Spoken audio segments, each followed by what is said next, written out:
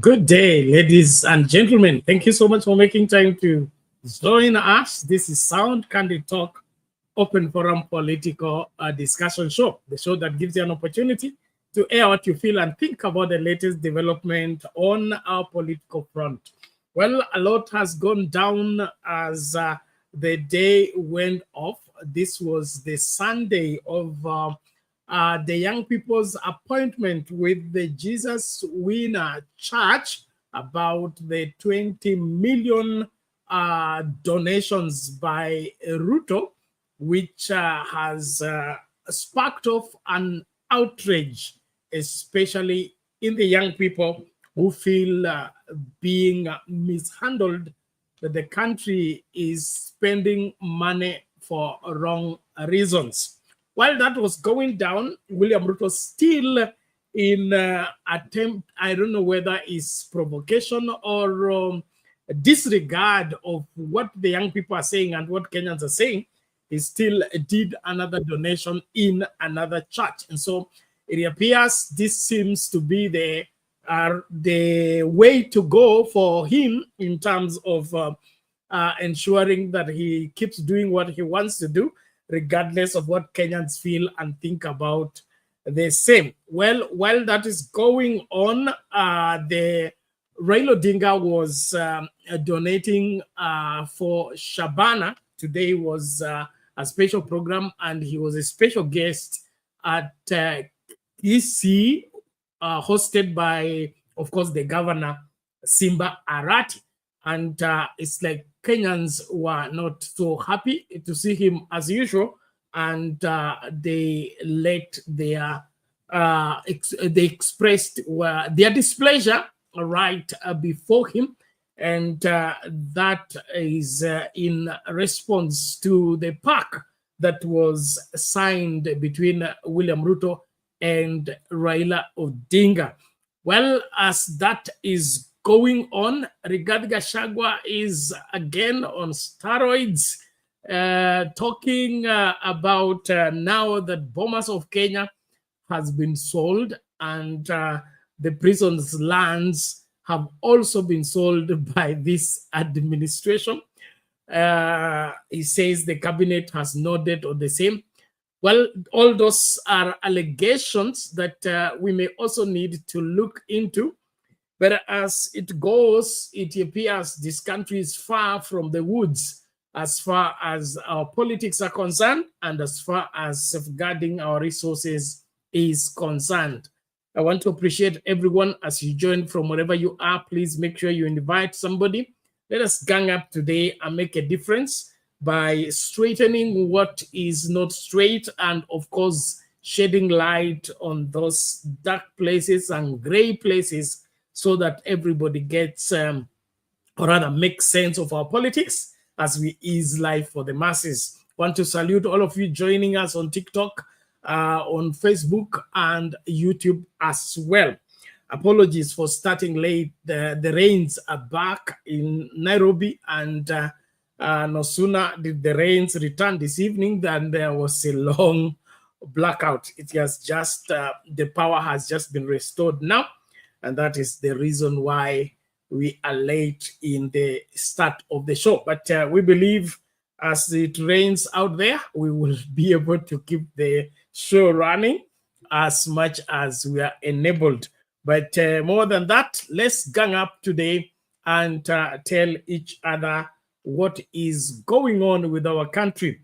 And I understand somebody has declared tomorrow, today, which is we already past midnight in Nairobi, Kenya, is a public holiday. The demos will be on the streets. So it, I don't know how that is coming into play, but wewe ndio uko na jibu, mimi niko na swali. Na kushukuru kwa kujiunga nasi. Naomba tafadhali karibisha mtu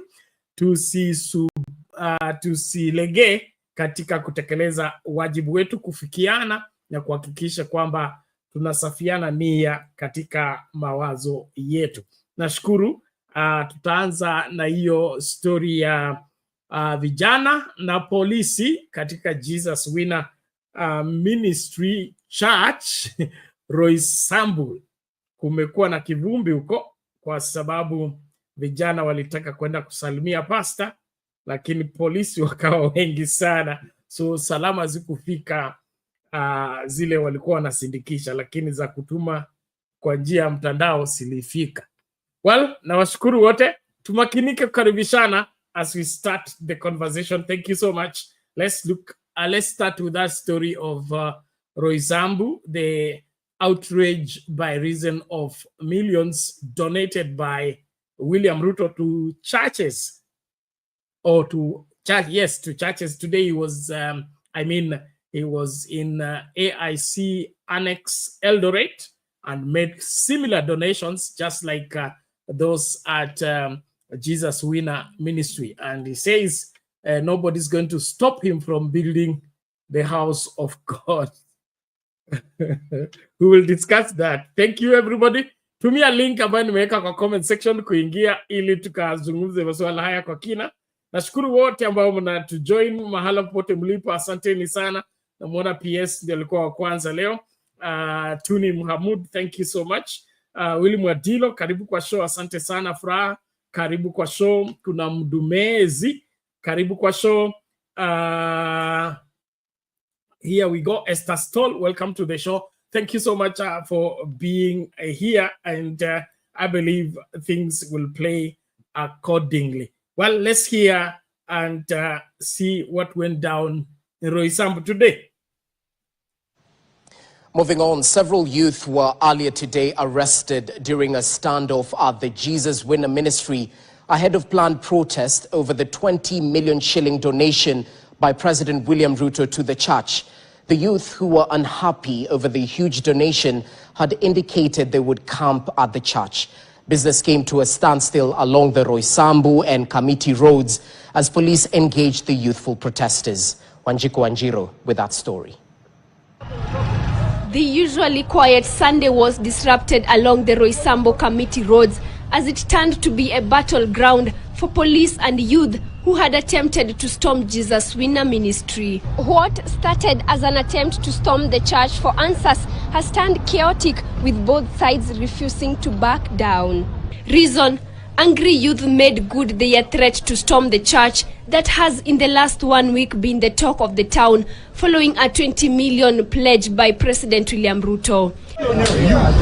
The youth had planned to take Bishop Edward Mwai's pulpit under hashtag Occupy Jesus Winner. This was not going to be easy, as a heavy contingent of anti-riot police was deployed to keep them away from the church. Wale vijana walikuwa wamesema wanakam kuoccupy, hawaja kuja. Mungu amefanya kitu. But it appears that today's church service started and ended earlier than usual. We started our service at 6. Maybe that was the difference. We already started at 7 and we started our service today at 6. We normally finish our service at around 12 a.m. but 12 sharp, sorry. But today we finished our service until around, that was 10:20. The adamant youth, in their bid to enter the church, blocked Kamiti Road using stones and lighting fire on the road, disrupting the normal flow of traffic. The anti-riot police officers were forced to lob tear gas canisters at the youth in a bid to disperse protesters. During the standoff, one of Citizen's TV journalists was harassed by police officers who took his camera, formatted the footage and beat him up. Nimepigwa pale ndani, nimeingizwa pale ndani, nimepigwa. Maafisa wa polisi. Ndani ya kanisa, kwa compound ya kanisa pale ndani. Mahali wamefungiwa, kuna vijana wengine pia wamefungiwa pale ndani. Several people were injured in the day-long running battles in the area. Wanjiku Wanjiro, KTN. Well, still on hefty church donations.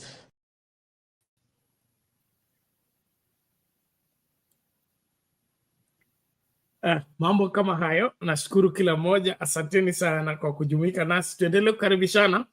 Hivyo ndivyo kumekuwa Roysambu, Thika Road, Jesus Winner Ministry. Mami, habari ya leo? Salama sana Bernard. Karibu, tuambie mawili matatu tukifungua. Yes, ni mambo ya Kenya hayo.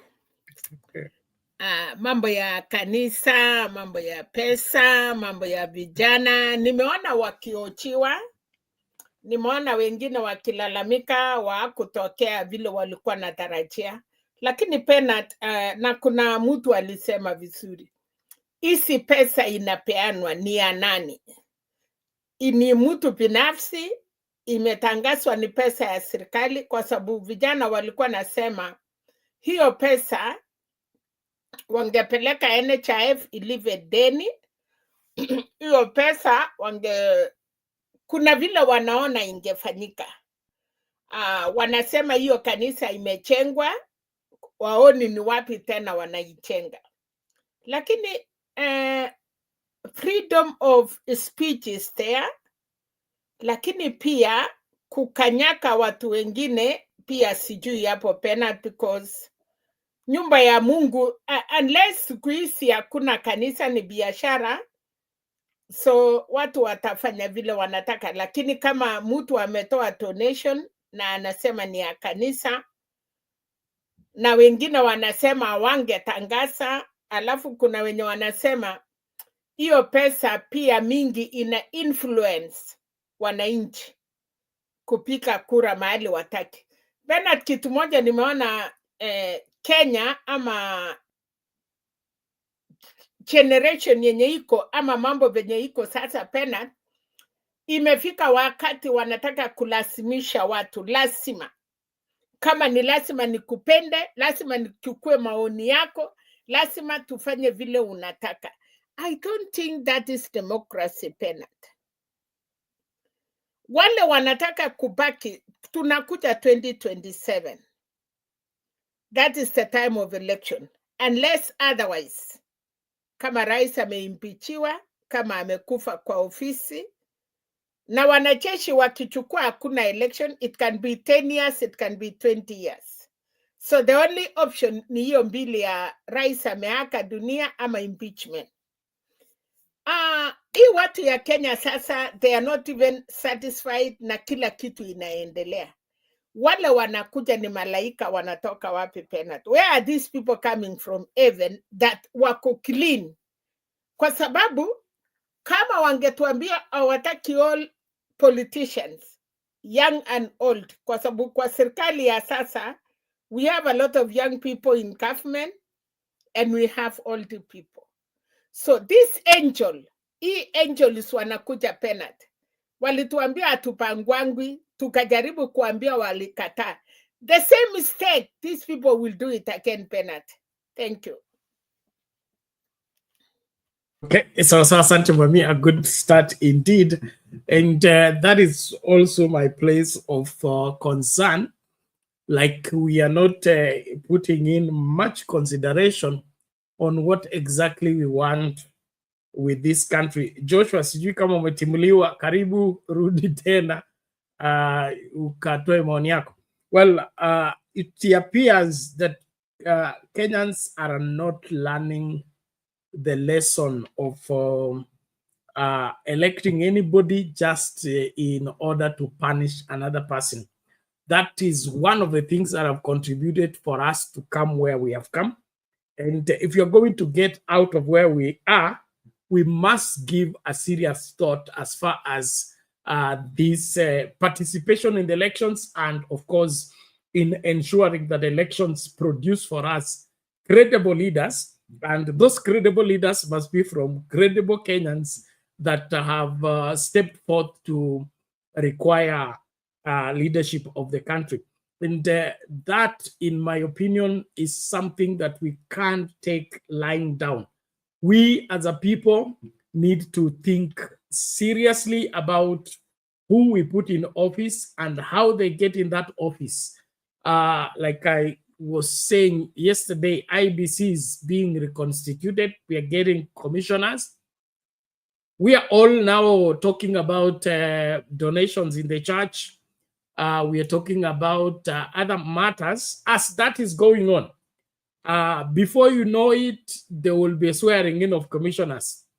How they arrived at which commissioner is going to be what in that particular IBC, we may not have those details until things go wrong. Is when we now demand that we go to the street to fix what went wrong while we were doing nothing as far as fixing it right by ensuring that the stages, every stage on the way and every person that is being vetted, they are being vetted rightly.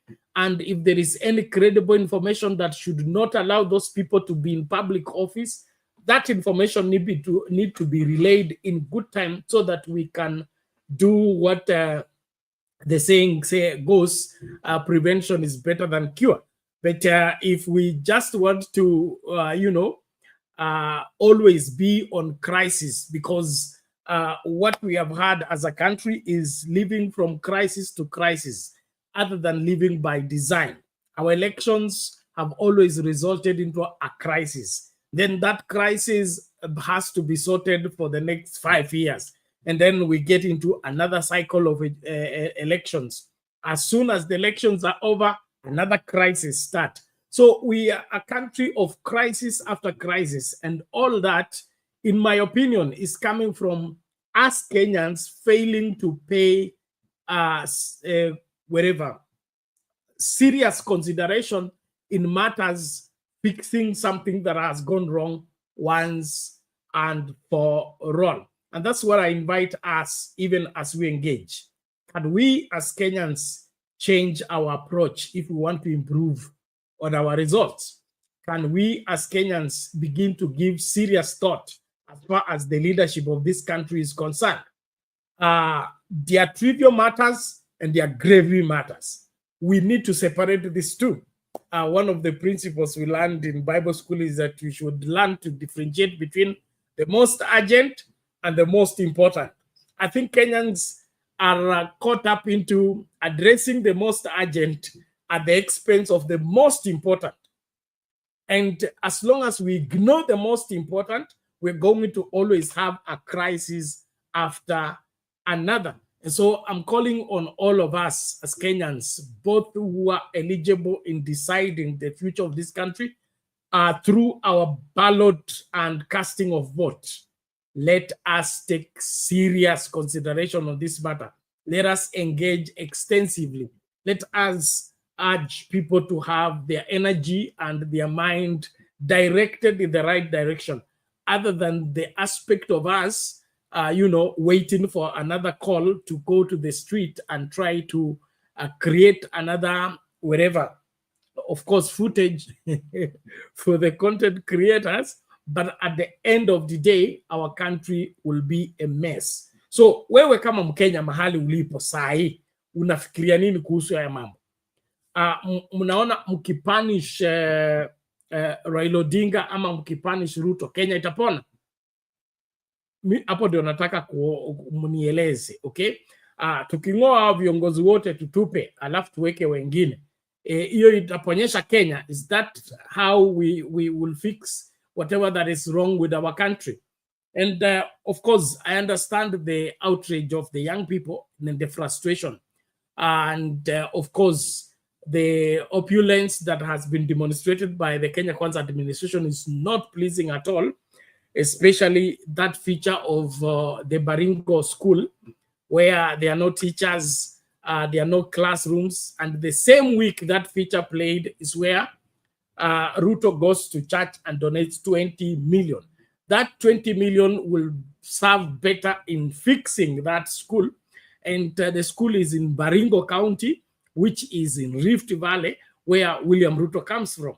So if there is money for donating for church building, and that enormous money, because I think 20 million is able to build a school, a sizable, whatever number of classes. And if you're doing temporary structure, I think it will be a whole class, proper classes, furnishing of those classes, and of course, making sure that the school runs accordingly. So it's this aspect of, are we going to do religion at the expense of education? Are we going to do education at the expense of religion? Or what is it that we want as Kenyans? I invite your input from wherever you are. Thank you, those joining us on TikTok. Tafadhali share your live like video. Asioni likes zikipanda hapo kwa TikTok. Naomba tafadhali tuweke hizo likes kama unatupata, na utuambie una watch ukiwa wapi kwa comment section, ili tujue tunafikia kina nani sehemu gani. Pia kwa YouTube kuna questions, okay? The what is it called, the poll question that we are asking. The poll question is about the church donations and whether they influence the outcome of elections. Do you think political donations to churches influence voter decisions in Kenya? Do you think political donations to churches influence voter decisions in Kenya? So far, we can see how many people, 32 votes, 88% say yes, they are strategic campaign tools, and of course, 9% wanasema no, are genuine acts of giving, and 3% wanasema maybe, but for ethical concerns. Well, let's keep responding to the poll question, as well as liking the video, and of course, inviting more people to join from wherever you are. Well, let's keep going. Thank you so much. Naomba tucheze video moja, alafu tuangalie vile mambo yanakwenda. Mama tutusaidia kuchambua hili. Here we go.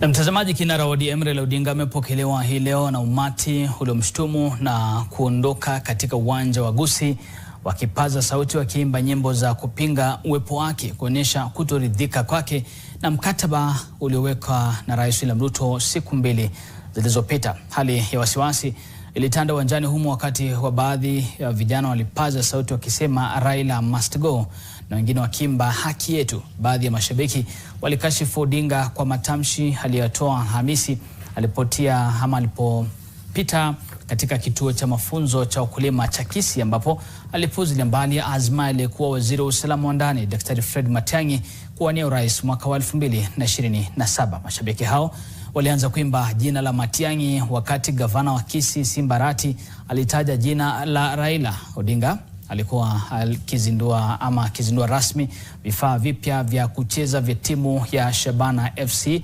inayoshiriki ligi kuu ya shirikisho la soka la Kenya. Ambayo ilifanyika jana juzi.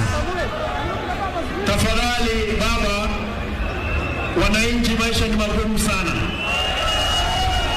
na tunakuomba unapotembea mbele, ninajua kwamba ulikataa mambo ya masuala ya kushirikiana, lakini kwa ile memorandum tunaomba hakikisha Kenya haiwezi rudi nyuma tena.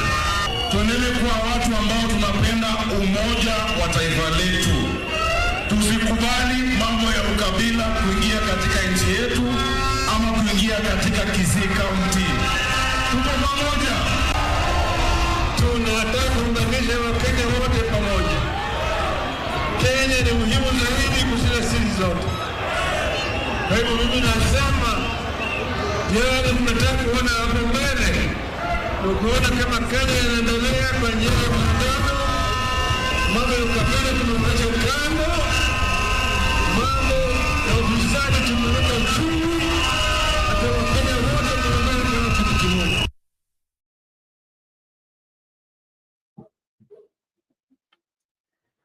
Okay, Mari, what do you make of that? Yes, Penat, leo ikiwa ni wakati ya vijana wachezaji wa mpira, na kwa sababu china ya Matiang'i pia imesemwa anataka kusimama kama rais, na nilikuwa naona kwa YouTube wengine wakisema unajua sasa nipashe, wanasema kuna wale siamini hayo, wanasema watu walinunuliwa waongee, but this is the first time Penat, kila mtu akitajwa wako na haki kukuwa na hiyo incitement, but pia wanasahau ya kwamba baba always ni baba, ana hiyo reaction, anaongea. Unajua kama ni hii vijana wengine wangeanza kuchipiana na vijana kiwanja, lakini anasema tuweke Kenya pamoja. Na mi nimeshukuru, nikasikia vile Simba Arati anasema hatukukuwa tufanye, lakini yale imefanya tukutane ikuwe implemented.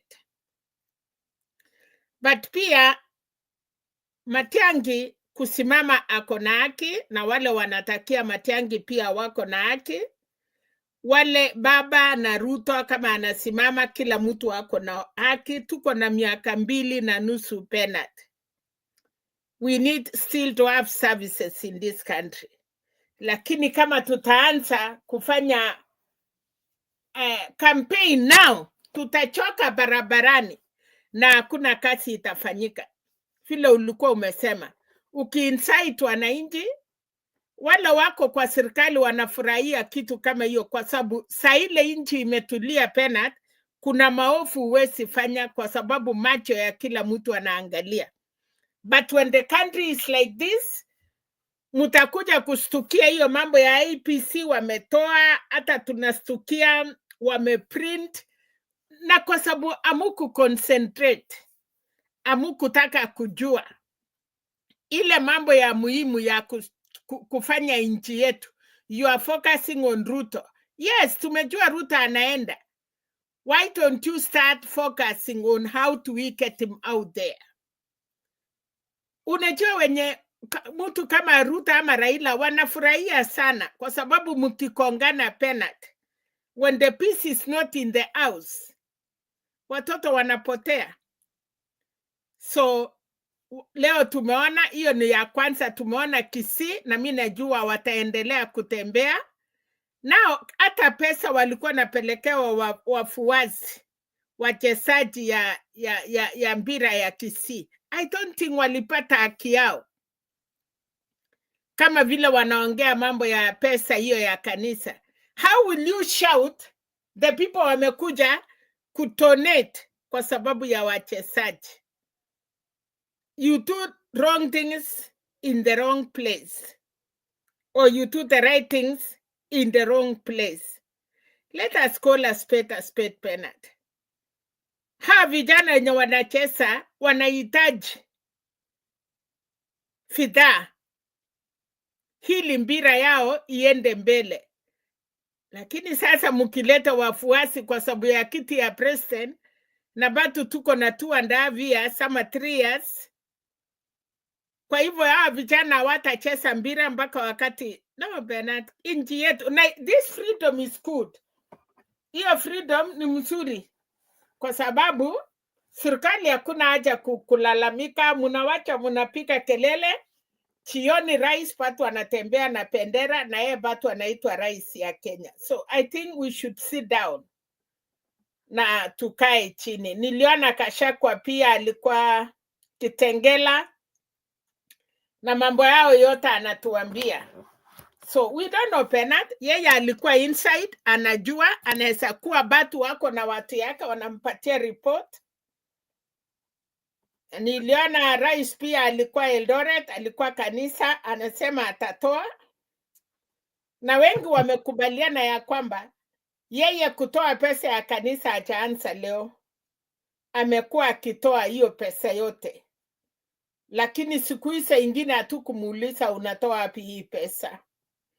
So wakati umechukia mtu ni kama ile ya mwanamke, wanasema bwana akidharau ama mwanamke akidharau bwana hataki kuona anything inahusika na yeye. Wanaume anasema hata hiyo watoto hata kama ni yake umezaa, anakuambia uende na hiyo watoto hata hataki kujua ni wake. But dakika ya mwisho saa ile mama ameenda na watoto wakaenda kung'ang'ana, wakasoma, wakakuwa watu. Unakuta baba anarudi akitembea na mkuu akisema walikuwa watoto yangu. Unawauliza waliendaje na ilifanyikaje? Hayo tuko hapa kuona penalty. 2027 not... Sawa mami, thank you so much. Hizo stories zote tuangazia. Let me just play the Baba Raila Odinga's remarks about Matiang'i and see where the problem is, if that is the problem. Okay, is it an incitement, or the Baguzi people are justified to protest? And then, of course, we're going to link it to the history of that attitude towards general elections with the mentality of Mutuetu. Let's just hear this first. ODM leader Raila Odinga took his consultation tours to Narok County in Rift Valley and his Nyanza backyard in Kisii County. Odinga met ODM supporters to discuss issues of national importance and to seek the counsel of his support base ahead of the awaited announcement he has promised to make soon. It was while in Kisii County that Raila appeared to downplay former Cabinet Secretary Fred Matiang'i's bid to vie for presidency in the 2027 general elections. Nothing like a community producing a candidate. Somebody who is running for the presidency, of Kenya.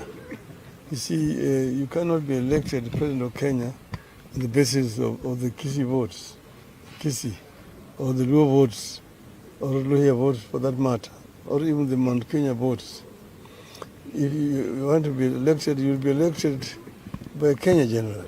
According to Odinga, it takes the support of the entire country for one to win presidency. Matiang'i is poised to be among leaders who have set their eyes on the presidency in 2027 to challenge the incumbent President William Ruto. Mr. Matiang'i has not, as things stand, come up to speak, to declare that he wants to run for the presidency. So I don't know where you're getting that information. Odinga's reservations coming on the heels of an impending Uhuru-like handshake with President Ruto after the two closed political ranks.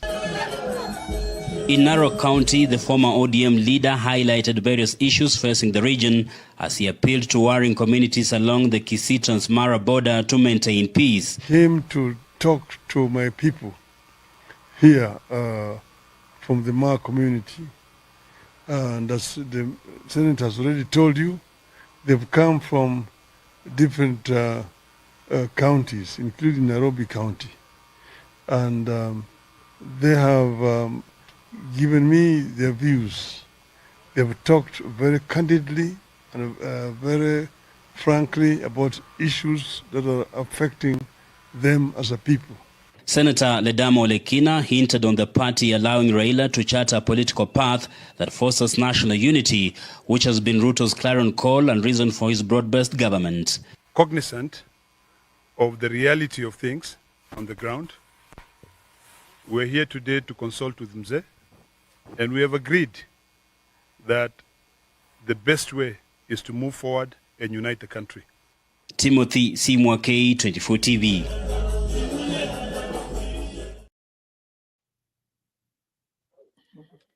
Okay, there you go. From the horse's mouth, what Baba said exactly and how he said it. Kwa ukweli wa ukweli kabisa bila kudanganya. Wangapi hapa wamemuona Matiang'i akitangaza kwamba atarun kwa president? Kama uko na hiyo video, naomba uniletee. Saa hii tu tumalize hii mambo mara moja. Baba said Matiang'i has not declared. 2, he said if they are looking for a tribal candidate or a community candidate, then that candidate is not eligible for presidents. The presidency is for Kenya. It can't be a Kisii, Luo, or Luhya thing. So where is the provocation in all this? And why would that be a problem? I think it's clear that our problem has been two communities coming together to form up to take the presidency and then end up having a government that does not address the issues of Kenyans. So ni kipi kibaya ambacho Baba alisema katika hiyo statement? And kumbuka alikuwa anajibu swali kutoka kwa journalist. It was not an official statement. So I want those two things. Kama uko na video yote inasema Matiang'i anataka kuwa rais. Matiang'i ametangaza. Nataka hiyo video ili tumalize hii mambo vizuri. Mama, unaweza kungamua kidogo tukisonga mbele. Bernard, remember wakati ile ya Uhuru Kenyatta wakikuja kushikana na Raila. Kuna siku wakati baba alisema Matiang'i ni kijana yake. Na utapata hiyo video. Ilikuwa ya I think 20, I don't know when. Na akasema he can support him. Now kuna hii mambo ilikuwa Transmara hii ya Wamasai na Kisii. Kuna mambo imechangia hapo. Kuna tena hii mambo baba ameuliza hawa kwa sababu wale supporters ya wanataka Matiang'i pia wako hapo, wanasema ni mtoto yenyu, na kuna mtu ameenda kwa radio anamwambia watu this is the time sisi Mrima na Kisii tukitoa Matiang'i mutachukua. Lakini baba amesema mzuri, hata Wajaluo, uwezi kuwa Mluo uende kwa Luo useme unataka kuwa rais. Ametaja kabila mingi hapo, na akasema yeye atasikia Matiang'i akisema hivyo. Matiang'i ni kijana ya baba bado, ametoka Nyanza. Wakati Matiang'i atataka kiti, nina hakika kama inasemekana nyumbani kwanza, ni nyumbani kote Nyanza. Si nyumbani Kisii, nyumbani Nyanza. Mpaka baba hata yeye ni wa Nyanza. Lakini kwa sababu siasa yetu ya Kenya, Bernard, inachukuliwa kuwa ni rahisi sana. Na ndio nilikwambia confusion.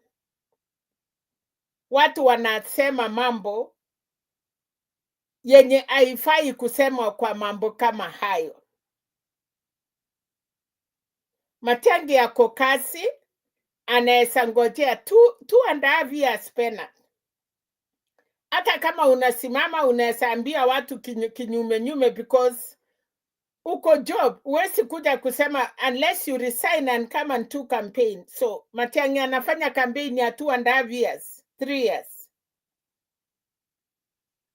So kama unatongoza msichana Bernard na hauko tayari kwenda engagement, ama wasasi yake ni wakali, unapembeleza. Wakati Kioni wamesema Jubilee, hata sidhani kama kuna Jubilee. Jubilee wanasema tuna propose Matiang'i. Hata wachasema ni yeye. Jubilee wako na Kalonzo. Tuko na more candidate.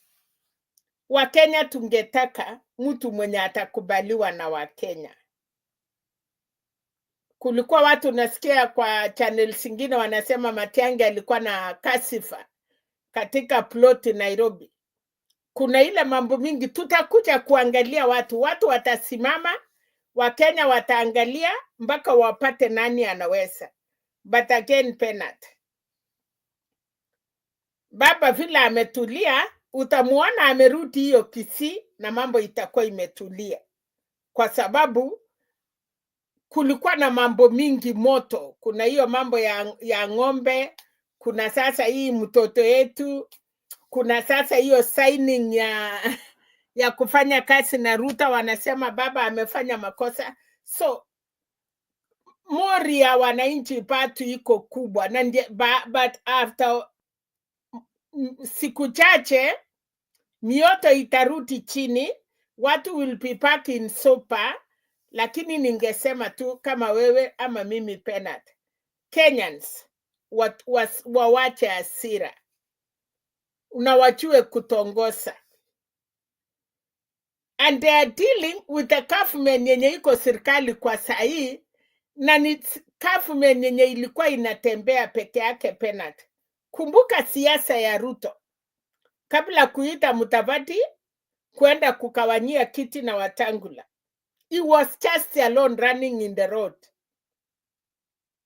Ali make it kama aliipa ama alichakuliwa, hatujui, kwa sababu Chebukati ali confirm, kotini waka confirm, na tunafurahi Chebukati mwenye atakuja this time round, unless ametaka hata yeye kuwacha watu yake. Unajua hiyo kitu pena nafikiria iko na shida.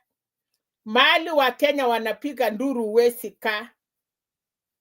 So tunangojea ya hot air. Mimi hata siwezi tulia mpaka nione hot air pia ameenda, na tumalisane na mambo ya Supreme Court. Tulete watu wapya.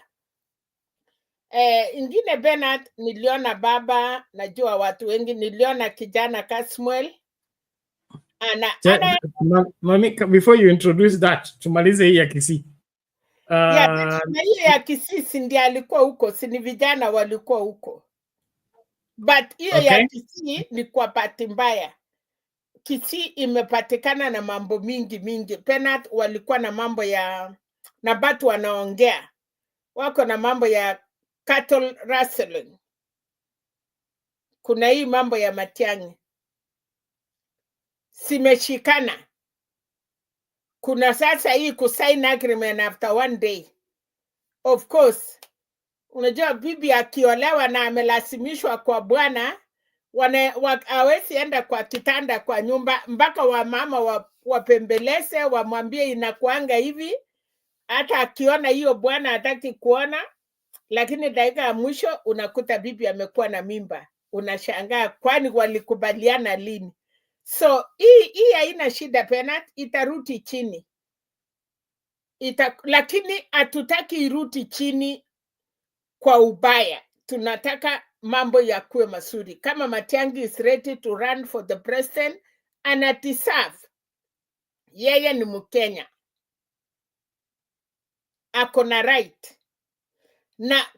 Na kama ataanza na aseme, ambie watu ya nyumbani, nataka munipak, then lazima akuwe na watu wengi ya Nyanza wote kwa chumula. But mambo ya Kisii Bernard, Kinonda iko ilikuwa ngumu. Hiyo watu wamesosana hapo ni ngumu, ilikuwa ngumu. Na ni vijana. So okay, just a moment. Na pengine kidogo wakati Olendama, unajua sasa baba alitoka Kisii akienda Narok. So pengine vile waliona kwa Narok, siku hiyo akiendanga Nairobi, akaona labda baba alilalia upande wa Masai, kwa sababu alisema watu yangu wote ni watu yake. So unaona hiyo mambo, watu wawili wakipigana, alafu mwingine aone kama umefeba mtoto ingine, hata kama huku kwa na hiyo mambo kwa roho, watu wanafikiria kitu kama hiyo. Okay, so as we look into this, I want us to be sober, like I said from the beginning of this conversation. And that soberness requires that we judge matters rightly in their proper perspective. There are those of us who get excited about animosity. Animosity will not give us the right leaders. What will give us right leaders is sober judgment. Sober judgment. And then, of course, some of us here run into conclusion. Mkataba ambao uko katikati ya ODM na UDA is a memorandum of understanding, MOU. And this MOU is, in my opinion, limited to navigating from now to the next elections. And it's not a coalition. It is not, it's not even power sharing. It's just addressing the issues that Kenyans are suffering under in that view. Then because of the push and pull, there is need for stability. That stability is born out of what? Getting people who need to work in a particular way for that. And then, of course, Kenyans will be made to understand that. That's why it's called Memorandum of Understanding. So not everybody has understood that, and not everybody is for that. Then, of course, no doubt, every Kenyan knows that William Ruto has become very unpopular in terms of his decisions and is continued not listening to Kenyans. That is where Kenyans have their greatest departure. But that is only, I mean, the happening happened 3 days ago. It is still to settle down. So whatever went down to Kisii does not necessarily mean the Kisii people will not listen to Baba. The politics are dynamic. And then nani huyu anasema Baba kona kiburi. Baba amekuwa kwa hii game miaka mingi, hii masuala ya kiburi imetoka wapi? Relaxini tafadhali. Mambo itanyooka tu na tunajua vile huwa yananyooshwa. Kila Mkenya lazima tujitahidi. Kile mimi sitaki ni wewe ukasirike, utumie hiyo hasira kwenda kupunish Baba ukichakua mwizi mwingine. Okay? Huyo mwizi akianza kukuibia, unaanza kuuliza Baba ako wapi. Sasa hapo ndio mimi siwezi kusamehe. Hiyo ni kuambie tu ukweli.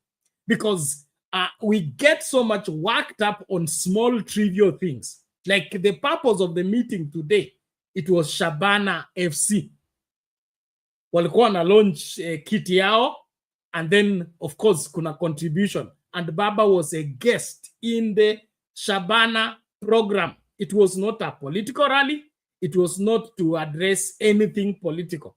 And so, and of course, our media has also become gutter press to straight matters to suit the excitement and, of course, appeal to the few emotions around. In my opinion, nothing went down in Kisii today that is worth somebody making any conclusion as far as politics is concerned.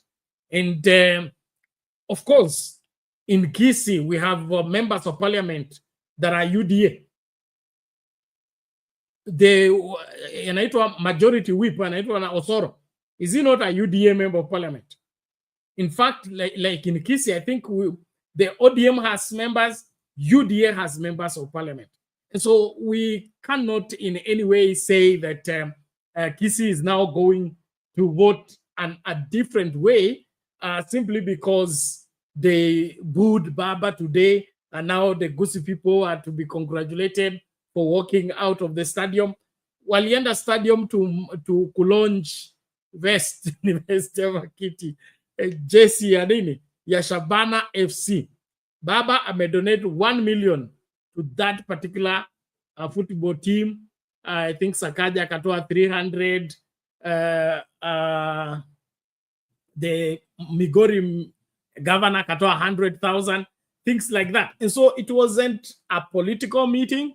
It wasn't supposed to address Kisii politics, but because we are political animals and we want to make politics out of everything, so we rush into our conclusion. And that's one place I have a very, very serious departure from our analysts of today. They are very naive and they keep jumping from one matter to another. The truth is, every unpopular decision will be made with resistance, but eventually it works. I remember the time when I saw Baba and Uhuru on Harambee steps. That day I died. I mean, it was unexpected. I didn't know what to explain, and there are people who are asking me what is happening. I had no idea, and it was unpopular. Everybody went quiet about it. But what happened? 2 months, 3 months down the road, everything had been sorted. So we are too quick to jump into conclusion, in my opinion, and we need to relax on that. So before I bring Furaha, let me just get this. Somebody has sent me this weather, and it's a bit funny. I'll just read it out. How does it go? Okay, here we go. This is Miguna. Exercise his democratic right and duty and voted for William Ruto and Rigathi Gachagua. That is how Miguna voted. Then he says, today people like Miguna are now claiming that Raila has betrayed them. How now? They voted Ruto 2022 to punish Raila Odinga and Kenyans who voted for Baba. So Dr. Miguna, Kenyans are now urging you to exercise your democratic right and duty today to support your president the same way you did in 2022 to punish your kingpin, Raila Odinga, at the polling station in 2022. Now, I read that out so that we all get this right, because the same people claiming to have been betrayed, they were not even in Azimio, and they did not campaign for Raila Odinga. They voted for William Ruto, but they are saying Raila Odinga has betrayed them. I don't think so. Msinganganie baba wenyewe. Kama sio baba yenu, basi tafuteni baba yenu. Basi niachie hapo. Basi nimlete Furaha na yachangie. Furaha, karibu. Hali vipi? Hali nzuri. You're welcome. Yeah, habari kwa kila mtu. Ningependa tu kusema kuhusu Kisii, I'm glad that you brought that angle of the media, because when you played the video about what Baba said regarding Matiang'i, already reporter ambaye ana report the nini anasema that Raila appeared to downplay Matiang'i's candidacy. You see, so it's already skewed even before you listen to what Baba is saying. That is what he has already introduced. Ashasema that Baba alikuwa na downplay candidacy ya Matiang'i. Yet Baba is saying Matiang'i has not declared. So what the reporter is saying is that there's a candidacy which does not exist, and then he's already saying that Baba appears to downplay. So I think there's also that aspect of your narrative. It's twisted in a way that makes people hyped up. It excites the crowd. Even today, you'll think that, before you watch exactly what transpired huko Kisii, you can think that it was such a big statement, and yet it's just the shock. Vile Mama Selina anasema vitu vingi vilikuwa vinaendelea, so people are still yet to digest what is happening, because just like the handshake in 2020, Baba shook their hands, it was totally unexpected. Even now, when there were indications that maybe Baba will join Ruto, there were people who are hoping against hope that it doesn't happen. When it happens, and that's not what you anticipated, you can get shocked, and of course there will be those ripples before things settle down.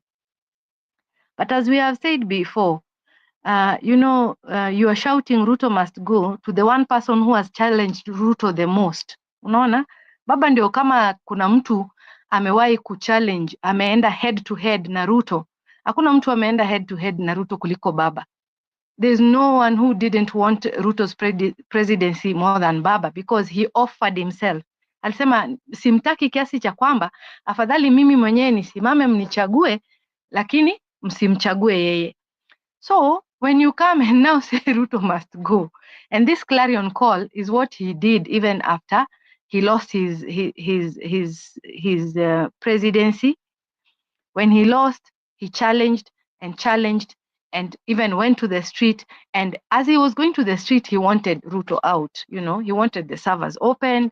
He wanted Ruto to go. So when you come and say to somebody who has been on that path until now, he has decided that this is no longer working, I want to try something else, then unakuja na hii narrative ya zamani about Ruto must go. I think Baba will take it in his stride, and as we have always said on this channel, there is a bigger picture yenye watu hawataki kuona. We are stuck, and in the process we keep on losing the focus. Kama 2027 itapata Ruto kwa kiti, because now it will, based on the fact that Baba amefanya makubaliano na yeye, he will probably last until 2027, unless that agreement has details that we are not aware of, yenye inaweza fanya Ruto asifikishe 2027. But kama hiyo makubaliano haina kitu ya kumsitisha Ruto kufika 2027, then he will get there. And if he gets there, what we want is elections to work for us, because kuna wale wanashinda kusema oh, Raila hatawahi kuwa president. It's neither here nor there, and it's not a matter of life and death being a president, because if Ruto now is the president, and right now he seemed so lost as a president more than wakati alikuwa hana hiyo kiti, then unaona hii kiti, it is not an end to itself. It should be a means to a different end, that you're supposed to get there and uende ufanye kazi watu wafurahie. Kama hakuna kitu ambacho unafanya na hicho kiti, then it becomes so useless that even, you know, those who really aspire for it, if I can influence people without that seat, then maybe that's the best thing for Baba. If he can influence the politics in Kenya without that presidency, then so be it. So I think there's a sense in which the Kisii matter, because as much as watu wanaona ni kama maybe it means that maybe Kisii are not there. So as long as Simba Arati is still with Baba, Simba Arati also has a following, yeah? So the people who are with him, they are probably going to understand, or he's going to make them understand where they're coming from. And just like the handshake shook us, this memorandum of understanding is also shaking up people, but with the time, if we give it a bit more time, maybe some of the things will become clear. Just the way Mama has explained that, you know, Gachagua is speaking on this side. Yesterday, I think I saw Sabina, when the signing was happening, I saw Sabina Chege, I saw Tuju, you know, there are a lot of faces in there that tells you that this, it's bigger than we try to see it. There are a few faces that I expected to see there that I did not see. What does that mean? So I think we should give some of these things time, but the focus of Kenyans, as we have always said, we like to go the narrow way. We like to look at things very narrowly, and we forget that hata kama tunataka kupeleka Ruto nyumbani, kama hatumpeleki by some unconstitutional means, we will have to wait for the vote. Na tukienda huko lazima tuwe na kura, lazima tuwe wengi, lazima IBC iweko, na hiyo IBC isikue ni ile Ruto anaweza kumanipulate achukue tena uongozi. So kama tumesahau haya yote, tuko very busy shouting Ruto must go, kama we don't know how, we are still wasting our time. Nitaanzia hapo. Okay. Thank you, Fra. That's a good one, and that's the clarion call. Let us slow down. Let us check. Let us assess matters properly. UK, this is how do I pronounce this? Okay, this should be UK, if I'm not wrong. Okay, anasema Raila si Mungu na Mungu sio Adhumani, ataweza mtoa Ruto kwa seconds. Okay, I wanted to respond to this. He downplayed wakacheka, but hawezi ona unawares. I think you are overreading. The laughter was about Baba's response to the question asked by the journalist. What is his take about Matiang'i's candidature? Then Baba said the candidature you're talking about, he has not had Matiang'i declaring he's running for presidency. So that's not downplaying, it's just responding to the question. And what if we downplays? Baba is old enough to be Matiang'i's father. If I can measure that age bracket properly. So I don't see any reason why anybody should get worked up that that statement was meant to downplay Matiang'i's presidency. Matiang'i was a forefront in campaigning for Baba in 2022. He played a serious role.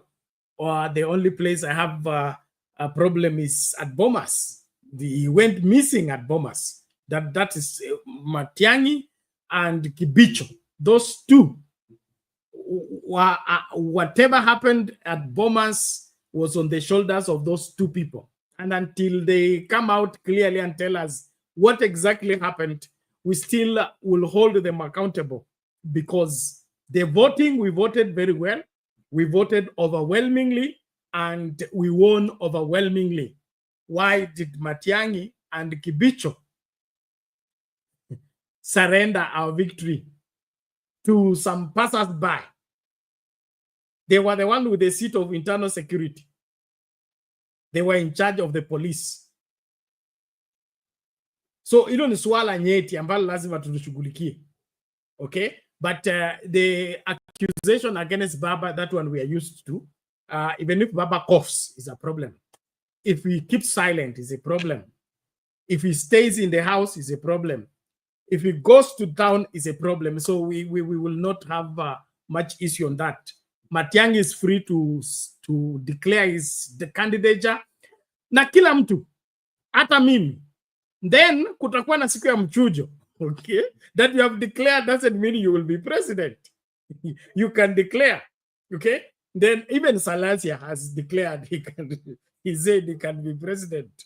But if there is anything I'm going to campaign against, people like Salasia should be kicked out of any position of public leadership. They are bad example to our young people. So what I'm saying here, let us not make a mountain out of a molehill. Tuachane na hiyo maneno. Tuangazie maswala sisi kama wa Kenya. Are we going to vote again emotionally other than soberly, deliberately? How are we going to ensure that we will influence the people going to vote with their brains, not to vote with their emotions? Because going the way we are going, there is Mr. Guru. Mr. Guru anasema hapa, if nothing happens as far as the revolution is concerned, the 2027 elections are going to be most tribal. Most tribal in the sense that 2002, when Raila said Kibaki Tosha, what happened? Nyachae walked out of Uhuru Park. I went to register himself as a candidate for 40 people. Okay? And he ran. Get me the results. For 2002, how many votes did Nyachae get? So it's a matter of, we can have a candidate for every tribe. Waluya wasimamishe, Wajaluo wasimamishe, Wakikuyu wasimamishe, Wakamba wasimamishe. We'll have as many candidates as the tribes in Kenya. But at the end of the day, wale wako na numbers what carry the day. So especially if you have less numbers, you should be the most friendly. Not your. So if there is animosity between the Luos and the Kisis, who profits? Humiliating Baba. Will the Luos support you? Is that the way to win the Luo vote? So before we glorify things, let's look keenly. Like Mama uses here the seduction program.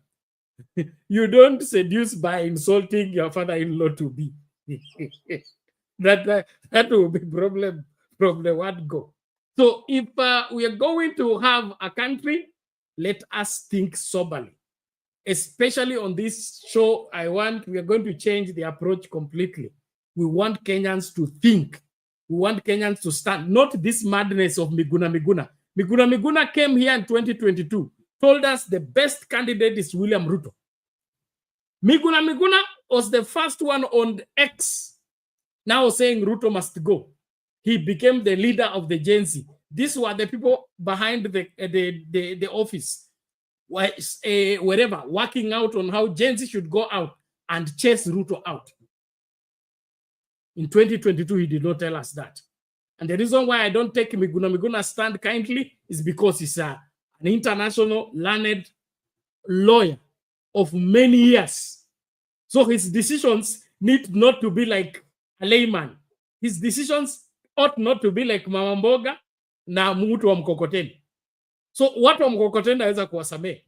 Mama mboga wale walisema tuamka mapema twende kupiga, hao wanaweza kuwasamehe. But Miguna in his soberness and in his articulation of understanding law, both locally and internationally, he said William Ruto is the best candidate. Let him stay with his best candidate until he apologizes to Kenyans and tell Kenyans he was deceived. He should tell us who deceived him. His story about Raila Odinga betraying him, it doesn't add up. Thank you. Mama, ulikuwa unasemaje?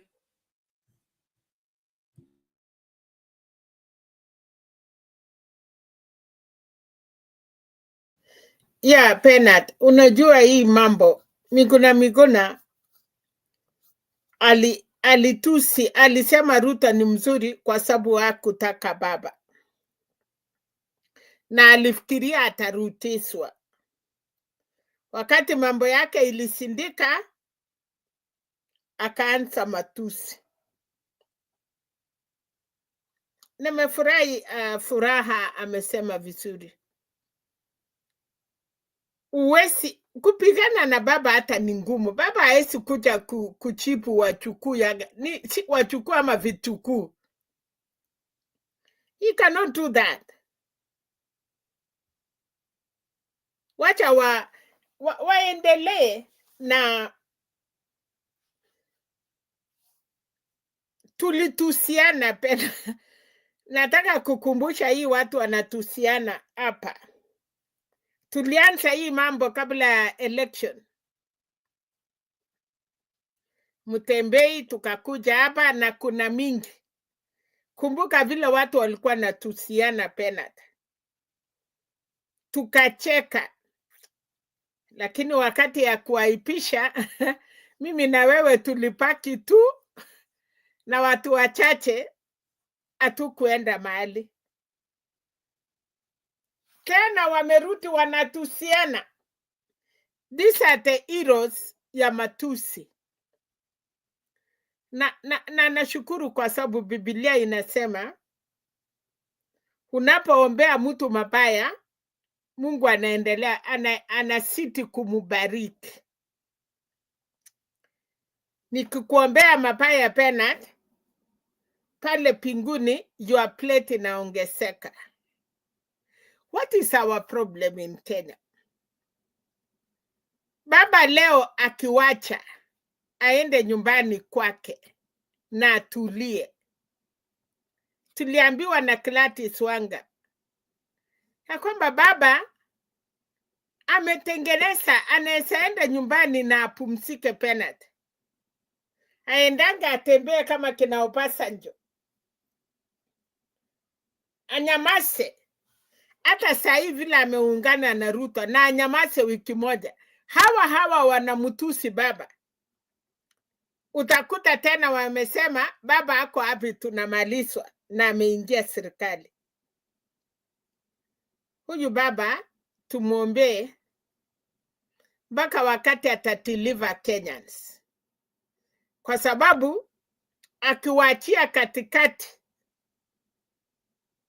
baba hawezi enda nyuma, baba hawezi enda mbele. Hii uchungu yote hii unasikia hii yote si ati ni nini. Walituambia baba akitoka Addis Ababa kama ameanguka kiti ya OAU, mkutano ya kwanza Kamukunji. Walingoja wiki moja wakaanza kubabaika. Wakasema Joe ameonekana sijui Dubai, sijui Junet, wakaanza matusi hapo. Na kama angesupport upandekane sasa Penat. Baba alikuwa amesimama kiti. Watu wanataka baba. Wangemwambia baba, okay, Ruto kutoka OAU, wewe ulikuwa umesimama kiti, kuja pigania kiti yako. Lakini wanasema baba kuja uungana na sisi. Na nani? Baba aungane na nani? nani anasimama ndiye baba aenda unga? Unichepena, baba alikuwa amesimama kiti ya rais, ameenda OAU, hajatuambia asimami 2027, lakini kuna watu wanamwambia kuja kwetu, kuja mali yetu tukupange, kuja support sijui Matiang'i, kuja support Kalonzo, sijui kuja support Kasha. Baba amesema asimami. You are telling a presidential candidate yenye amechukua mara 5. Kama Wakenya si wanafiki, wangemungoja baba airport na kusema baba, ruti nyumbani, kiti yako iko, tutakupigia kura, kura namba 2, tunakupigia namba 2, juu wanasema baba kura yake ni namba 2. You know, these people are chokers. Now, wanataka baba afanye nini? Chama yake ya ODM amerutishiwa. Sasa yeye hayuko mambo, hakuna kitu ya mtu wenye walamupenda, wenye walimchakua, wamempatia kiti yake. Sasa nyinyi mnatusi baba. Ni kiti gani hiyo yenyu wamechukua? Yenye mulimpatia amekataa. Kushikana na Ruto ndio. Mungetaka ashikane na nani? Kashakwa. Kalonzo kabla baba ataenda OAU alimwambia mara hii usituputu, umemaliza yako na utatuwekea hiyo clip penalty. Kalonzo akilalamika yeye ni leader of opposition. Baba umeanguka na matakarua, hauna nafasi tena. Yeye ndiye Raila amsupport. Kwani hiyo vita tumesahau hiyo mambo. Najua sisi wengine hatusahau pena. Kalonzo alianza vita kama vile wakutangazwa. Kalonzo akaenda kivyake, akamwambia baba hakuna kuruti tena, mimi ndiye mimi sasa.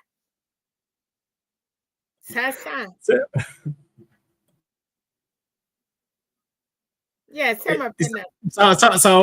Sawa mami. It's interesting. Huyu baba aende retire, aende Bondo, lakini asiende akuje kutujoin. Hiyo kujoin haiwezekani. But I talked about the 2002 election results. Before we change gears, let me just read them out. This is not from a reliable source. I mean, it is on, this is Wikipedia, I think so. The 2002 elections, 27th of December, 2002.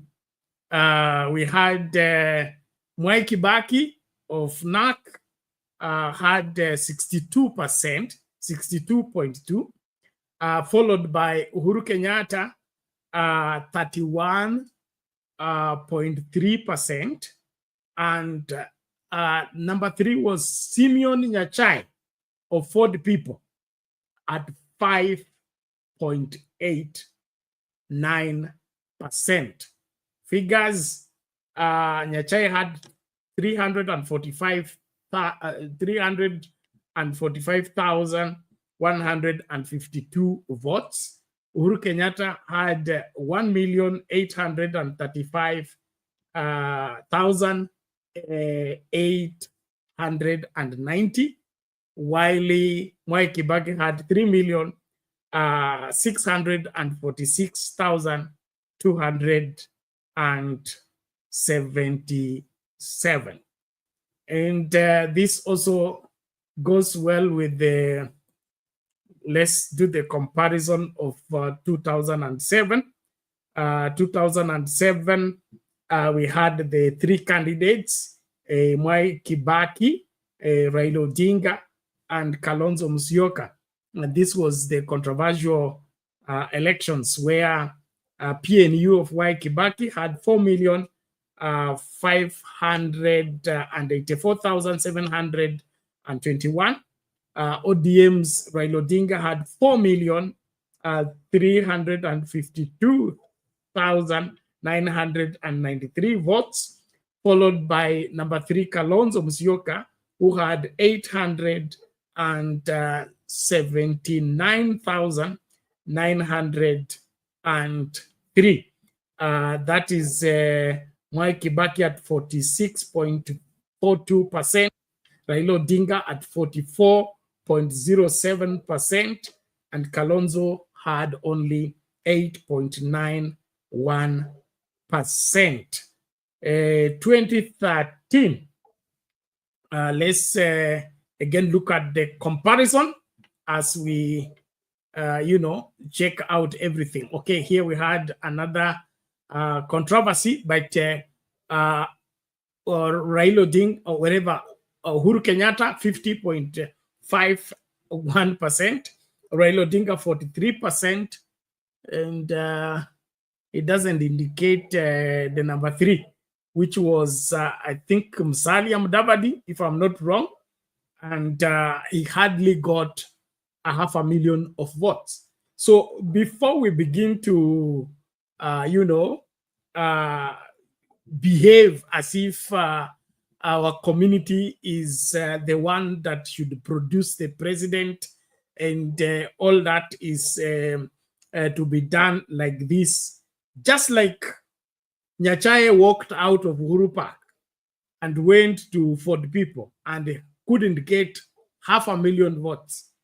The same with who is this? Musalia Mudavadi walked out of ODM in 2013, went and ran. He couldn't get 500,000. So history should help us understand this thing.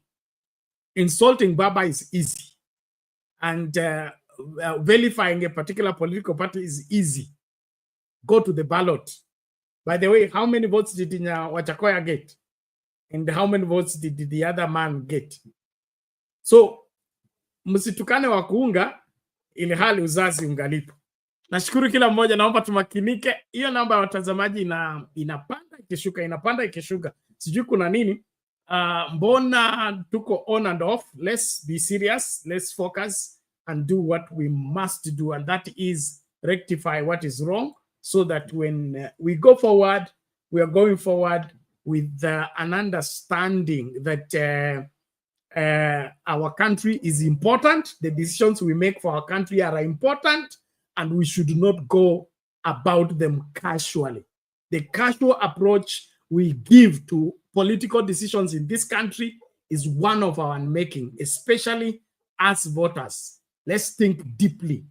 Let's think deeply. Kama we ni HR na umepewa watu ambao unataka una interview ili wafanyie kazi kwa kampuni yako, hawezi kuinterview bila kuangalia kila mahali na kufanya uchunguzi wa kutosha, because you don't want the company to run down. When it comes to choosing the leaders in Kenya, we forget everything else. Kila mtu anasema mtu wake. Tunakataa kuangalia makaratasi, tunakataa kuangalia character, tunakataa kuangalia history. What you are interested in mtu wetu. When they get in office, run down the country, we cry. Baba should come and rescue us. Hapana, mkijitia kitanzi, mkubali kifo cha kitanzi. Lakini kama mnataka uongozi ambao unafaa, let's begin to use our brains properly. Now, I talked about the media before Furaha comes in and then Lala. The media in this country is something we need to talk about on a serious note. Especially the Citizen Royal Media, okay? The Citizen Royal Media told us that they abducted Wajir MCA, okay? His body was found. He was dead. I think there was a burial, something like that. And then the same media reported the alleged abducted Wajir MCA was found alive. So which is which? Are we playing games, or we are really doing journalism and credible reporting. You can't say his body was found mutilated and then you turn around 180 degrees and you say now he has been found alive after 6 months. So we are joking with our reporting. I mean, are we displaying how lazy we are as journalists? It's something we can't underrate. I'll play that video and then thereafter Furaha will weigh on and then we bring in Lala. Naomba tafadhali tumakinike na tuhakikishe kwamba tunafuata mambo ipasavyo. Let's look at that. Shifting focus, it's a huge sigh of relief for the family and relatives of missing Wajir MCA Yusuf Hussein Ahmed after he emerged at his Nairobi home after more than 6 months. It was an emotional reunion as family members received the Delaware MCA at their home in Eastleigh, Nairobi. The frail-looking Ahmed was immediately admitted at a Nairobi hospital where he is now receiving treatment. Our reporter, Noel Nabiswa, with the details. It was a joyous moment for the family and friends when they set their eyes on their beloved one, who has been missing for 6 months. When he emerged at his home in Eastleigh, Nairobi, albeit in a bad health condition. According to his family members, Ahmed was dropped outside his house last night. Around 9:30 p.m. last night, he was dropped outside his court by unknown people who are masked. You are also aware that he's not the only one who has also been missing or abducted. Another prominent elder called Mzee Omar Mohammed Noor alias Mzee Dua has also been released, has also been dumped in Isiolo. The MCA was reportedly abducted on 13 September 2024 along Enterprise Road in the industrial area of Nairobi. He is reported to be in a frail condition, forcing the family to take him to hospital, where he's now admitted. His physical state is a bit worrying because he is really looking very malnourished. We pray to Almighty Allah that he has not suffered irreparable damage. Speaking during a media briefing at Nairobi Hospital, Ramudimu Ward representative, who is also Ahmed's cousin, Elias Abdile, blamed the state for the MCA's abduction. We have been suspecting that it was the State Department that have took Yusuf. We believe it because Yusuf was brought back 39 yesterday night. 4 days could have elapsed. 6 months and his seat could have been vacant. Several leaders, including elders from northeastern Kenya, were present and were overjoyed to hear that the MCA was alive and kicking. But they had questions. We want to thank the Almighty. He has brought us back our son. We want to thank Kenyans. We want to thank Kenyans of every walk of life because they have been with us, they have stood with us, they have felt the pain with us. Even if they did not do it in public, they did it in private. We have been looking for him. He has come back with to us. He has rejoined with his family. We have nothing much to say, but just to thank Allah for bringing him back. Noel Nabiswa for KTN.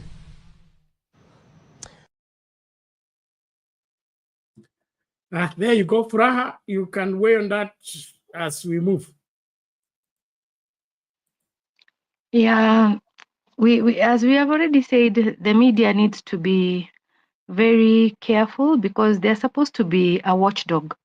So if they have not investigated something thoroughly, if they still don't know the actual conclusion, whatever information they get, they need to verify it before they bring it out into the open, because they whip up emotions and then later on you find that they were not correct, and that is something that we still need to work on. Because I remember even the other day when I was on Sound Candid and Douglas played a clip where Abdikadir was highlighting this mongrel, what Ruto was calling mongrel of a government, because we are clear that we don't have an opposition, but we are stuck as Kenyans, we are stuck on opposition and we think that, ODM is in the opposition. We don't know about minority and majority and the fact that both are supposed to check the executive as the legislature. Then, in that clip, you can see how Abdikadir is writing the narrative to point out that, the common factor is Raila and the variable are the various presidents with whom he either had a government of national accord, the handshake, or now the memorandum of understanding. But I am just wondering if he has lost his memory in terms of being the very outspoken journalist who interviewed Marjan before the procurement was done. He brought out very key questions that are things that if they are revisited, they are the evidence that can tell you that even the rigging or the rigging of the 2022 election was long planned. And Kenyans, when these people were being interviewed, because of the kind of focus that we normally have, that we think people will do what they're supposed to do, and we don't go out there and stick to our guns and say, if this is what is happening, then forget about this procurement. If we had done that, maybe even the 2022 election would not have gone the way it went. He was there asking Marjan questions that he couldn't answer, and there were glaring indications that this thing is going to be procured, unprofessionally. So if this same journalist is coming and drawing a narrative that shows, that the problem is Raila, then you see that's where sometimes we lose it as Kenyans, because we are keen to just go with what sells, or maybe there's pressure, for journalists to be on the right side of things, but they're expected to be the fourth arm, and they're expected to be the people who can, when we don't have a voice, when the other three arms have failed, they're supposed to be the ones that can speak on our behalf.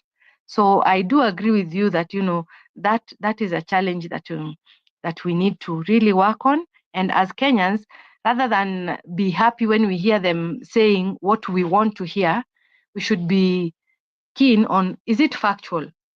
Ambacho wanatangaza ni kitu ambacho kinafaa, ama ni kwa sababu I'm okay with it kwa sababu inalingana, kama ina support Raila niko tu sawa kwa sababu mimi ama Raila loyalist. Ikianza kuongea vibaya kuhusu Raila tena, sasa I'm not keen about what the news is saying. And then before I finish this second session of submission, Bernard, you're the man of God here, and in the Bible, I believe there's, I will not be able to recall the verse, but you know that the Bible teaches that if I am a king and I want to go to war, and I have 200 soldiers, na mwenye naenda naye vita nakuta ako na matankers, ako na missiles, ako na 1,000 soldiers against my 200 wenye wako na mapistols. Biblia inauliza ni mjinga mgani huyo ataenda tu vita? Hata rudi akae chini, either atume word of mouth to that other king, aseme I'm not ready for war, can you come and talk? Because that is the scenario I see here, that you can plan to fight Ruto, but you just, okay, we are powerful as a citizenry, our power is bigger than all the tankers that, a sitting president might have. The folly is that sisi wote hatujaungana so that now we can have that sovereignty that we have as a people. We are divided, and that is now where yule mfalme hata kama tungejipanga vizuri anaweza kutushinda. Now when we realize that as a people we are not united enough to come against Ruto so that we can put him down, we have to use another tactic.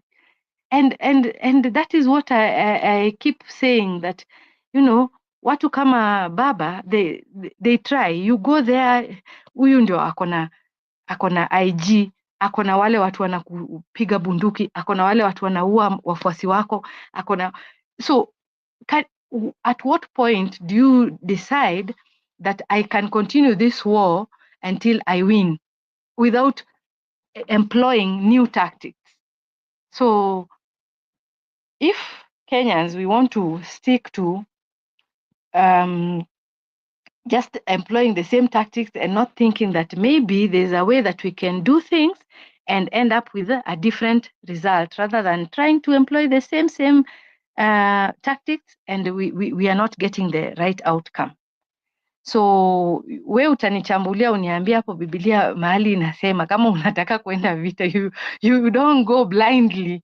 Kuna fahali unafika, unarudi unaangalia nimejipanga aje na yule mwingine amejipanga aje.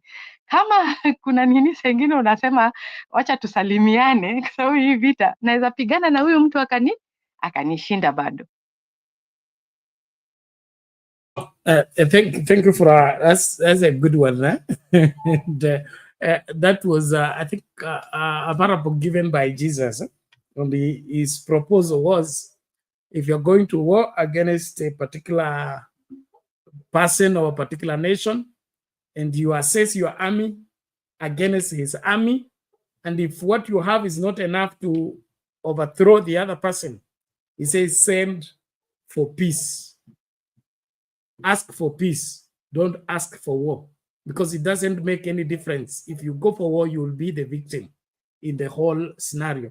And that simply means it's the same thing we are saying here. Let Kenyans begin to take serious the issue of the leadership of the country.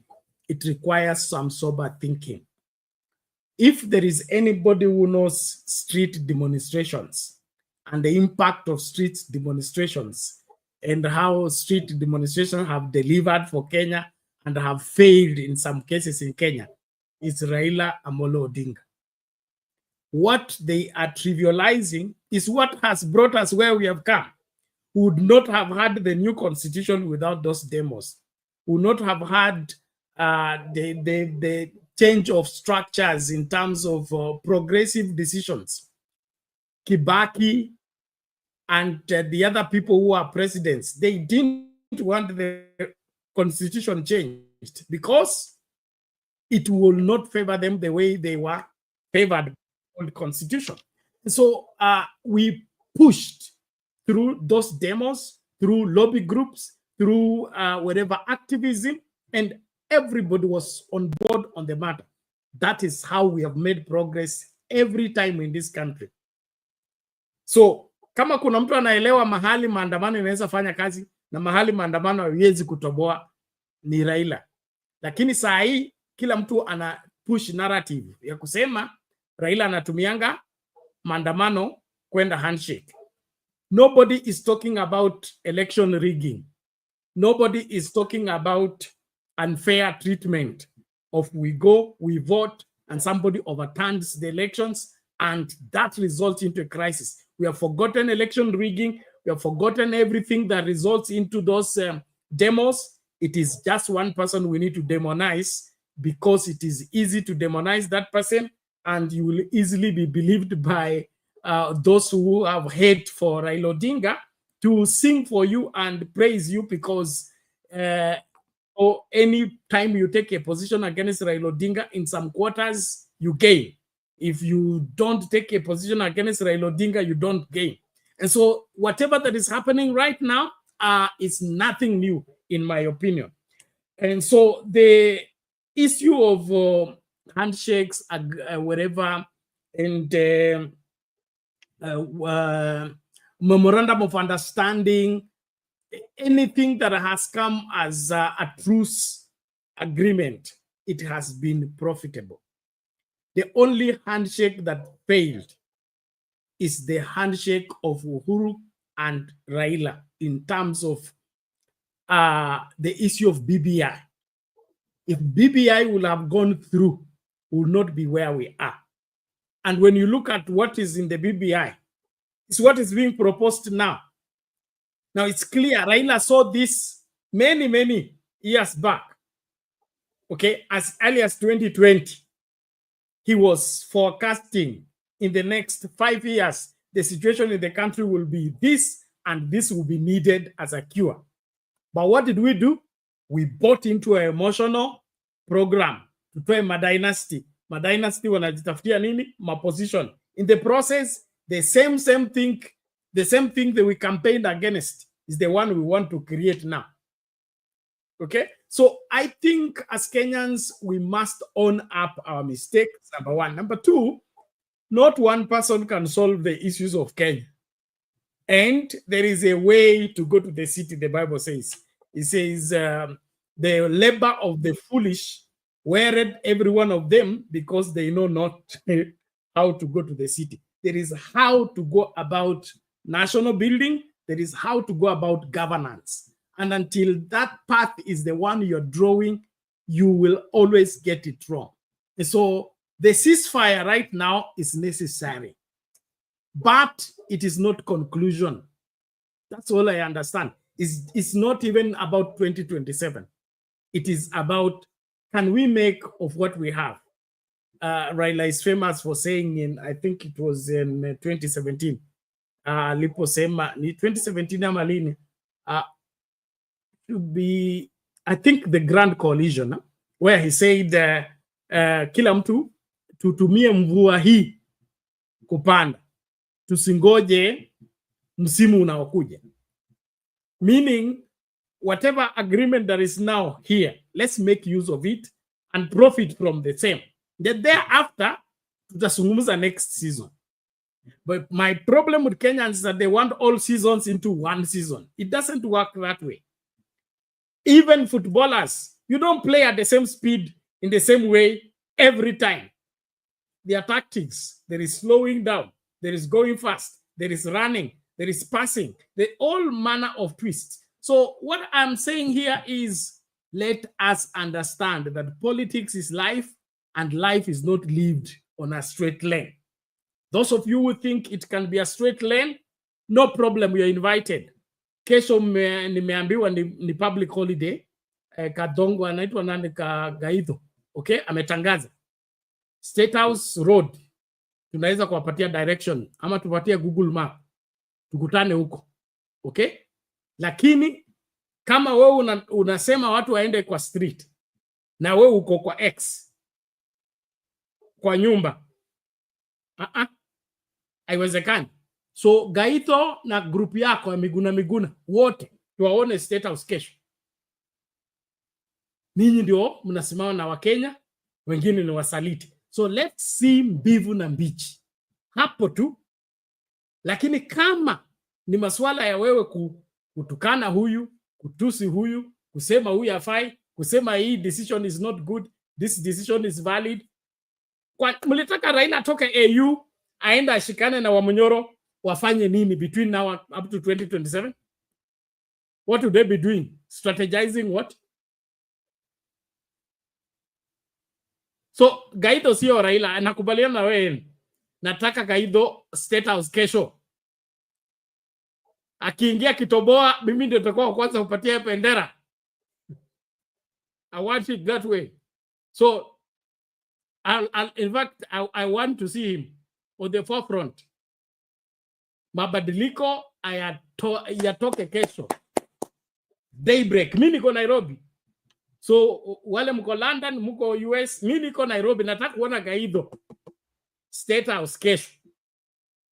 Lakini kama ni story tu ya kutusi na kuita watu majina, alafu siku ya kwenda State House anatuma vijana waende, yeye anabaki. Ile hali yeye ndo anataka hijack the Gen Z movement and become the president of Gen Z. It doesn't work that way. Nimemaliza. Now, Masade haya anaendelea kuyoyoma. Mami, you can weigh on that shortly and then we play another video to answer kufungasha. Sasa huyu Kaito leo hata vile walikuwa wanaenda kanisa hawakukua. Unajua Bernard, hii maandamano tunangojea because Nilikuwa nasikia wanasema wasee watu amukutokea, tungetoka wengi. Sasa hii ya kuambia wengine waende na nyinyi mnapake, wanasema wanaendesha internet. Internet huwezi pata kwa YouTube, huwezi pata tear gas. So let the people come out wakitaka watoke nje. Ndio tuone. Hata mimi nimefurahia hiyo vijana ya Kisii wakulete fucho. Walimarch, wanaheshimu baba. Walimarch tu wakatoka. Si ati walirushana wakafanya nini. Wala walikuwa nataka kulete vita kidogo, ndio walionyeshwa taste na vijana wenzao. Lakini if you are peaceful unaondoka. Hivyo ndio inatakikana. Kuna kitu inakusumbua. Lakini ya kuambia watu watoke kesho watangaze only. It is only baba who can say holiday. Hata serikali wakisema baba akisema holiday na serikali waseme rudi kasi, huwezi ona mtu kwa barabara 3 days pena. Watu yote wanakaa nyumbani. Juu wanajua hatuwezi futwa, baba atatutetea. Hasa huyu mwingine anatangaza holiday. Labda holiday yake ya kwake. Unajua kuna watu wafanyi kazi. Labda ile watu ya kuuza mutura ama wale wa kuuza handkerchief. Nasikia hata hiyo iliisha. Otherwise nimefurahi kuona hiyo kansela amerudi MCA, na propaganda ile ilikuwa inasemekana, unaona propaganda ni mbaya. Alafu tena saa hii unaona propaganda hii ni ngumu, inasemekana ni serikali imewa-release. Hiyo ni watu wa serikali, alafu wanawa-release. Anyway, tuko hapa Penat, kesho ni siku, tumeshukuru umekuja. Na tutaona sasa baba, ile mkutano utaona ya ingine, utashangaa. Unajua hii ilikuwa ni maneno ya mpira.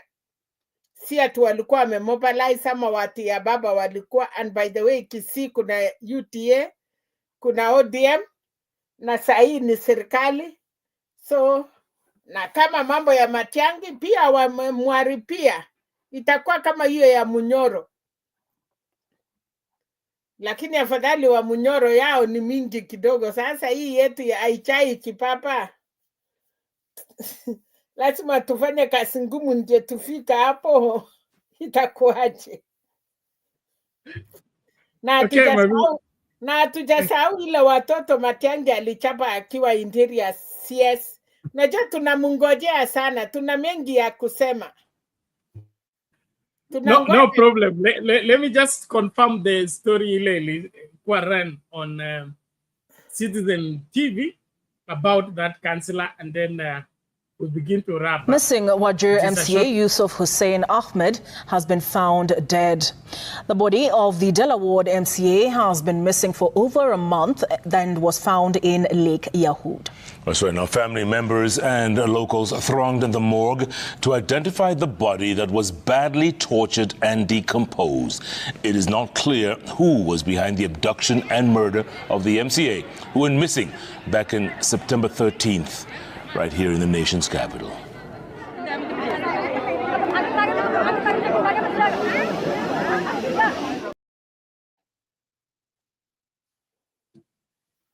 Hiyo nikani tena Penat, na hii ya leo nikani. Sasa that was 4 months ago. They reported his body has been found dead, people thronged and now today he resurfaces. He's dropped outside his house 6 months later. Hata baba mkubwa nani Chef Koinange ndiye anapeana hata yeye hiyo rumors. So that is what we are saying as journalists. We are not doing our ethical responsibility of ensuring that we counter check everything. And if a body is found and is modulated beyond recognition, we can only report so and so is dead after the DNA has been done and it's been confirmed he is the person. But the pressure of social media is turning journalists into lazy people who just want to report rumors and stories because they don't want to be the last people to report a matter. So in the process ya kuwa the breaking news story, we have broken the story about this, we have broken the story about this, is now turning media houses into lying platforms where we don't take time to check things. I don't think there's any agency in reporting somebody's death that can pressurize you to a level whereby you want to use us and confirm the story in a very serious media house like Citizen TV, prime news. Unajua ingekuwa ile ya muhtasari ya habari ile Hamisi Temo, hiyo tungeelewa. But prime news, no, something is wrong. And that is why I want Kenyans to begin to think differently and not to react to stories Bernard, without proper hakuna confirmation. Bernard, watu hawana uchunguzi, watu wako lazy. Unajua kitu kama hiyo, kulikuwa na ile wanaitwa walikuwa naitwa nini? NSIS. Wale watu wanachunguza. Sasa unaona Kenya, we don't have those intelligent people. Wakisikia ruma wametangaza. Na ndiyo sababu unakuta mara mingi mambo mingi inafanyika bila hata serikali kujua. Wanakuja kustuka the last minute. Kwa sababu hakuna mtu anafuata haki sasa. Propaganda tu imekuwa too much. Hate speech. Kutaka kusema ni nani amefanya, ni serikali. Sasa saa hii amepatikana, utasema nini? Pole pole kwa familia. So thank you, Mami. Now it appears they buried the wrong person. I think this is terrible. Fra, please take it. Yeah, that is where Lala alienda wapi? Alionekana na akaponyeka. Ako Jamaica. Unaweza ita atusalamia, atuambie ameona nini huko Jamaica. I don't know where he is. Reverend Lala, if you can get us, please come. We are closing. Fra, over to you. Yeah, sasa hapo ndio fourth estate to fail because they are the fourth estate in terms of sasa zile three arms of government and then them, and they are usually supposed to be on the side of the citizens as a watchdog so that they wanamulika, they mirror exactly what is happening without bias and also without whipping up emotions or even kama kueneza.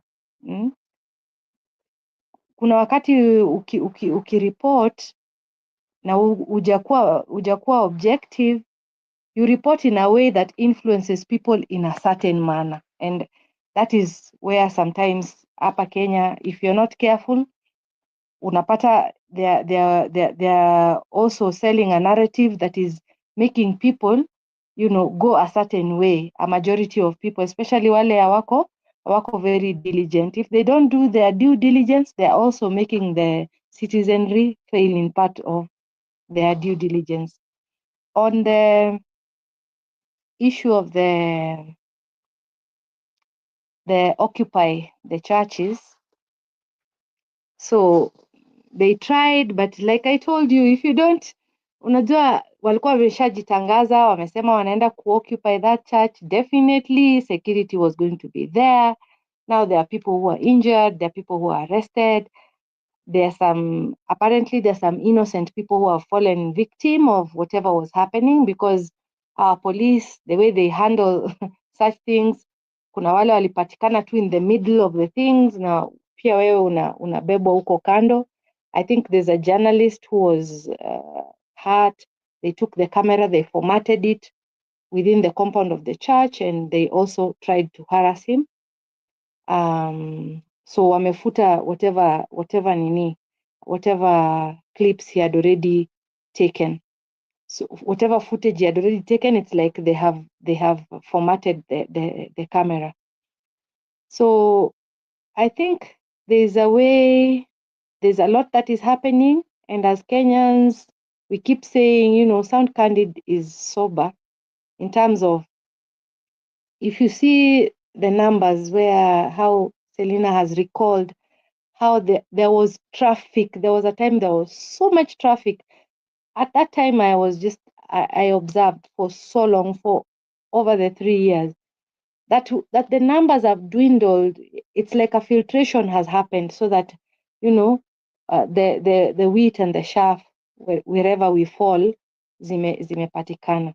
And as I come to my conclusion for the day today,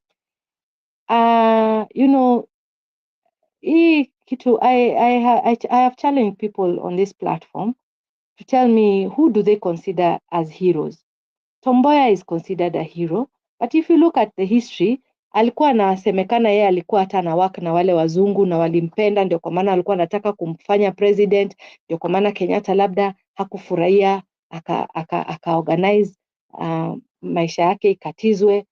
They both wanted the same thing with Oginga Odinga, but it seems like they were on different. They didn't have a similar approach.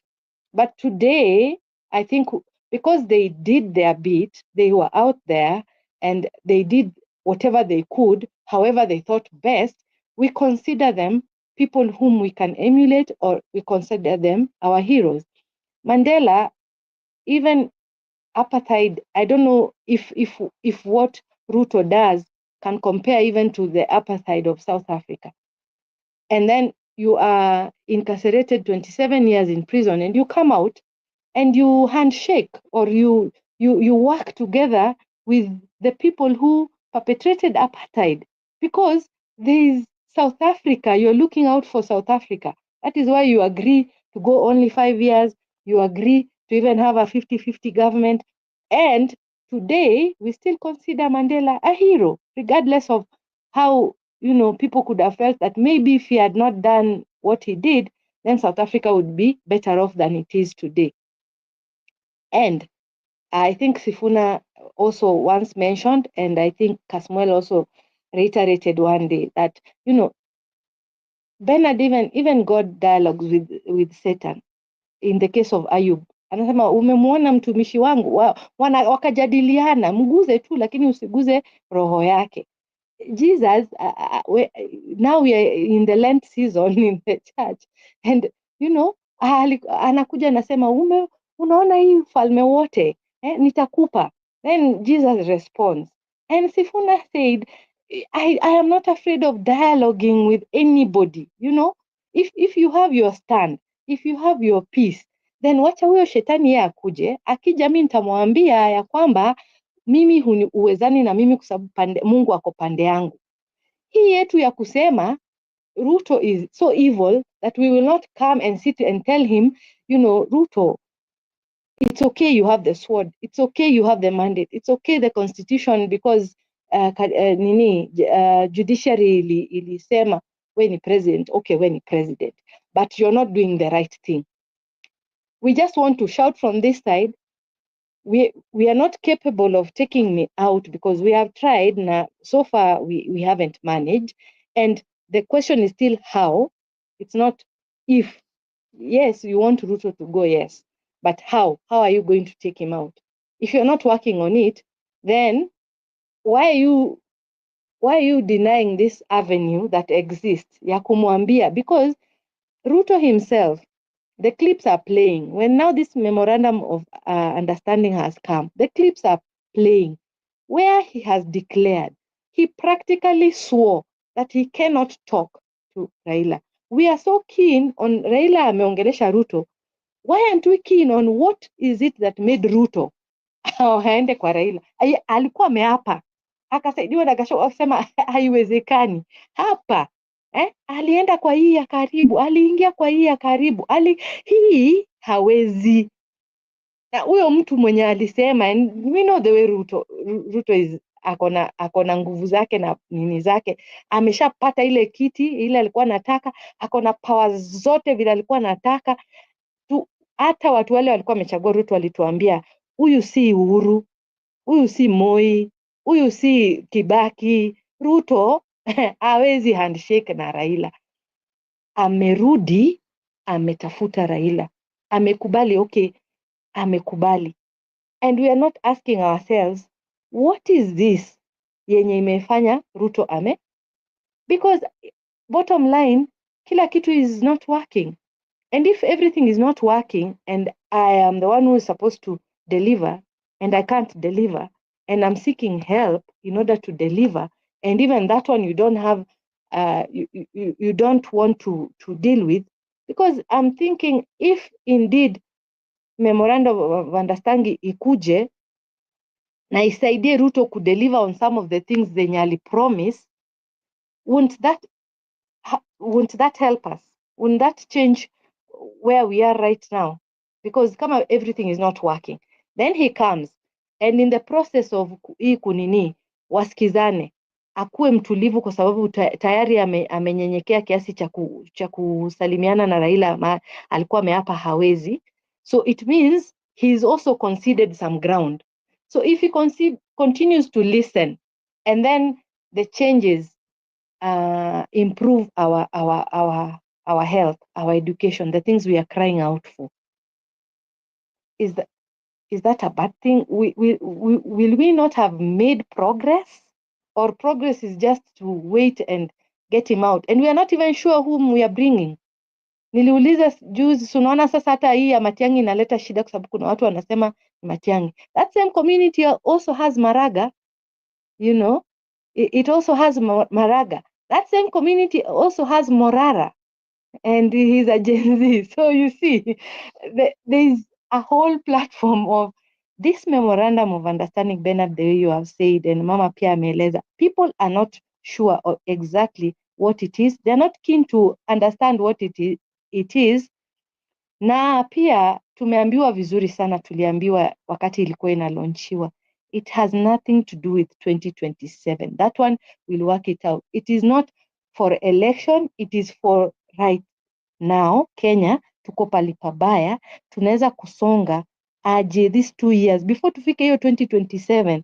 Tutaenda na hii tu sha yenye ifanyi kazi, tutaenda tu na kurabish what the Auditor General is saying, and controller of budgets tutamshutumu tu, ama we will make changes for now, even as we think about IEBC na vile tuta win kura 2027, na vile tutachagua mtu wa maana, na sio mtu mwenye tunapanish Raila, tunapanish Ruto, tunapanish Luos, tunapanish Kisii. No, we want to vet, we want to recruit kama vile HRs wana recruit mtu ambaye amequalify, so that, you know, if there is an error, it will just because they are human beings, but performance at least atacheza kwa 80, kwa 90%, sio 10-5. Sasa I think that is where hii mambo ya kurabisha, ukisema huyu ni adui, hautaki kumuongelesha, hauwezi kumpiga vita, hakuna namna, and you want that stalemate to continue inevitably. Yani the near foresight, hatuoni kitu tutafanya, but tumekasirika na kitu yote yenye inaweza kufanywa. I think that is not helping us. Wacha tu tuongee tu na huyu shetani, tumwambie mahali sisi tumesimama, alafu tuone kama Mungu kwa sababu ako pande yetu tunaweza overcome. But hii write off na kusema hatuta nini, hata Mandela hangetoboa kama labda hangekubali kuongea na kina de Klerk na kina the Bothas of the day. We have to think of the bigger picture, because war does not help us. Kama tukingangana ati lazima tumtoe kimabavu, we don't have the muscle. Hakuna Hezekiah Ochuka mahali ama Ibrahim Traore, hatuna. So if that person is not there, ajitoe mahanga aseme yeye ndiye anaenda kungangana, na sisi wengine we only have this constitutional means to do it, and maybe the street. Now the street, which is our biggest power, haijamobilize everybody.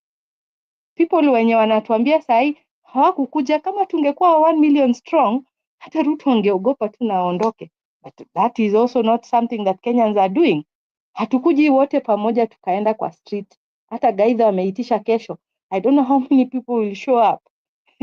How many people believe that he is capable. So I think tufike hapo tuseme, mimi vile naona sometimes the one thing that you rubbish ndio inaweza kuwa solution yako. Watu walichekelea David na mawe yake na sling, but it is the one that slay Goliath. Thanks, Bernard and Mama Selina. Thank you, Frau. We appreciate that. And Kenyans, please, let's take notes and apply wisdom.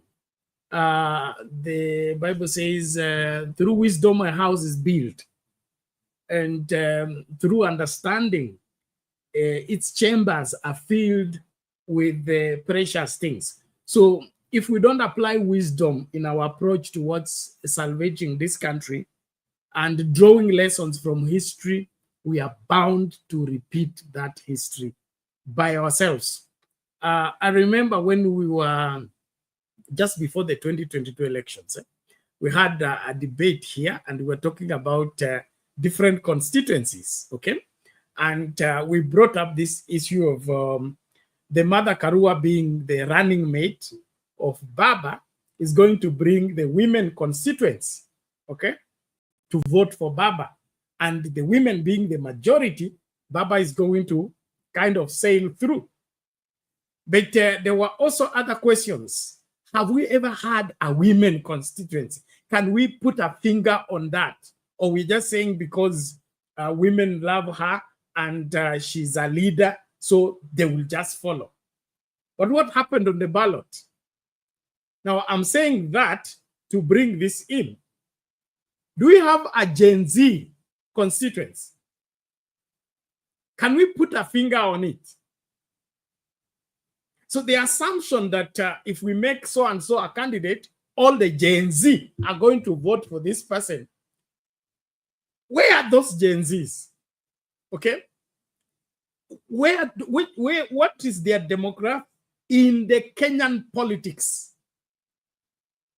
So you see the kind of assumption we are making is that tukimfanya Matiang'i candidate, all the Gen Z are going to vote for Matiang'i, and the Gen Z are 9 million, and he will win. That is just assumption. It's theory. The practical is different altogether. And I promise you that if the Kisii are going to have a candidate, the Luya have a candidate, the Luo have a candidate, the Kikuyu have a candidate, the Kamba have a candidate, we're going to have tribal candidates. Yes. Kisii wako na tatu, wako na Morara, na wako na Chief Justice, na wako na Matiang'i. That's what I'm saying. Even if they agree among themselves and field one person, it's going to be the repeat of Nyachae. Okay? Nyachae didn't get 500,000. Okay, but probably now because it's 20 years later, so the number has increased. Probably they can get 1 or 1 point something. But is that sufficient to make one president? No. Is it guaranteed that the youth in the country are going to vote in that direction? I don't think so. So I want us to engage soberly with practical things. To see assume, kuna watu wameassume now they are spitting venom huko nje, okay? Calling names to people. I tell you the truth. When it gets to the ballot, is a different ball game altogether. So actually, if you Bernard, want to but just today, my sister was talking to me, and she was telling my niece, her children, that we are the generation wenye wanamkanga saa 9 ya usiku na hatujali kama tutapiga kura saa 11. We don't think Gen Z have that spine. I don't think they have, because they already were walikuwa nasema wako disenfranchised. Even hii ingine walikuwa wanasema wako na, they were lacking, I don't know whether it's the empathy or I don't know, the apathy, voter apathy. So Gen Z hawajafika hapo. hawajafika hapo. And you see, we are yet even to modernize our voting. And our kids, we were telling them, you are the IT people. You are the ones who are telling us in the US, people can vote early, people can vote digitally, and it works, M-Pesa works. Shouldn't that be where the energy ya Gen Z inakuwa? That tutaondoa hii kura yetu ya kitambo yenye mimi nimepanga line from saa 9 nimepiga kura saa 5 mchana, na hiyo kura yangu bado I am expected to protect it. Unajua kura I'm supposed to protect it. I don't know what IBC are doing. Ndio mimi bado inasemekana, unajua ukipiga kura protect your vote. Once you have protected it, tumepiga kura 110 za Raila, 0 imeng'olewa, amebaki na 11. Haya, kura zingine zimetoka kwa fake polling station, kwa shule yenye haiko, kuna signboard and there is no school. Unaona? So and then Kamago ako pale ana add votes and then still kura inaenda vile. The Gen Zs, that is where they should concentrate the energy. The wizards, these keyboard warriors, these ICT gurus, huko ndio wangetuambia kama Kenya tunaweza fika, because we are being vouched as one of the biggest, ICT tech.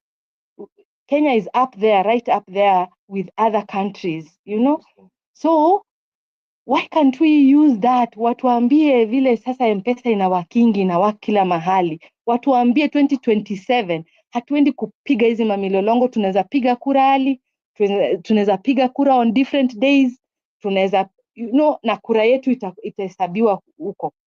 Hata kama ni Trump amewin badala ya Kamala Harris, life goes on. Unaona?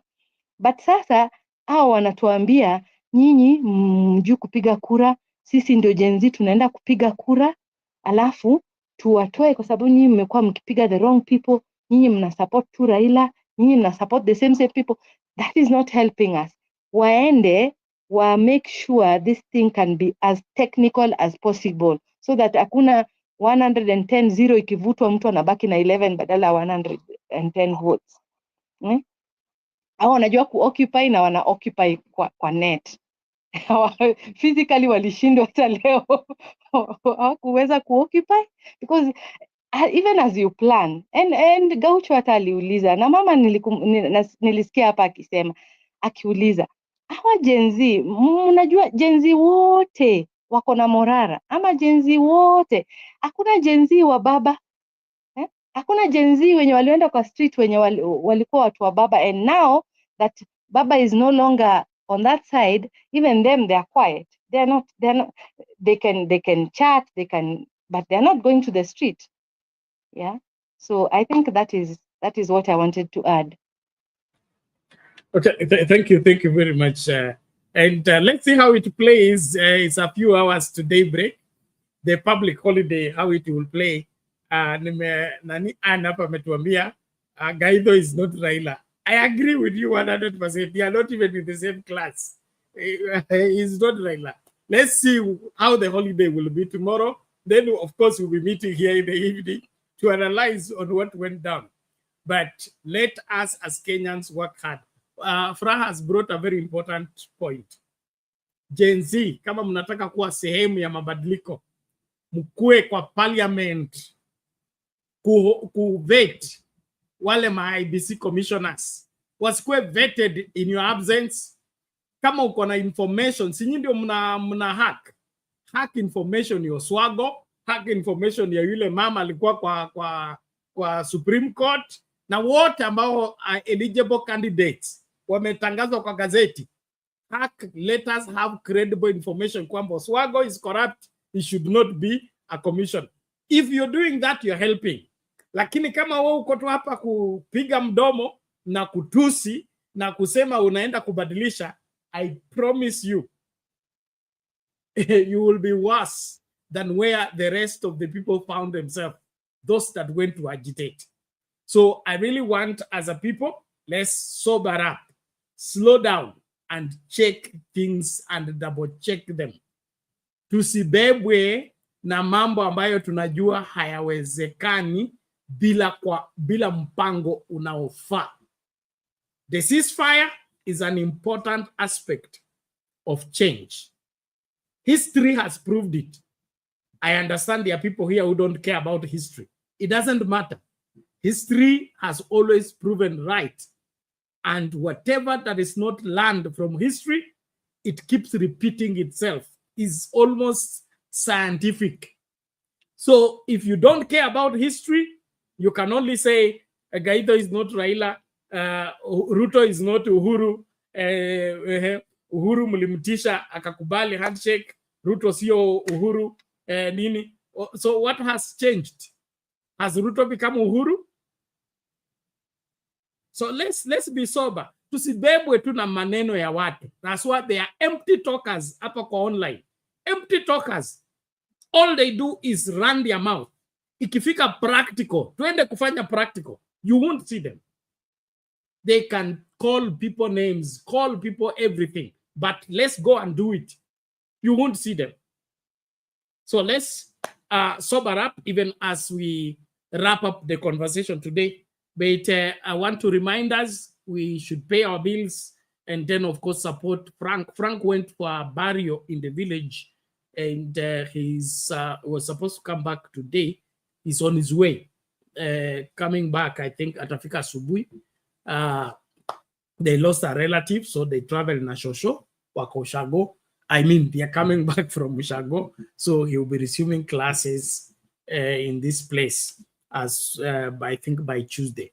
So I want us to support Frank, support the channel, tusichoke kufanya hivyo. Wale ambao wanataka kupiga mdomo ya kusema watu waende kudemonstrate na wao demonstrate, Frank is a victim of demonstrations. He took 6 bullets on our behalf. We should feel indebted to him and give him the support required. But ikifika hapo, kila mtu anatoroka. I find it very, very hypocritical that huyu kijana ambaye tulichochea akaenda kwa maandamano akakula risasi 6. Hatutaki kusikia story yake. Tunataka wengine waende wakule tena risasi, sio? Bernard, that makes us irresponsible. Reverend Lala anasema connection yake Jamaica ni mbaya, labda umpatie kabla hajakatiwa tena. Sawa sawa, thank you. Ako Jamaica. Karibu Dayadi. Lala. I think I may not be able to stay with you long. I'm here in Jamaica and reception is not very good. Otherwise, I would have shared a little bit of this land, how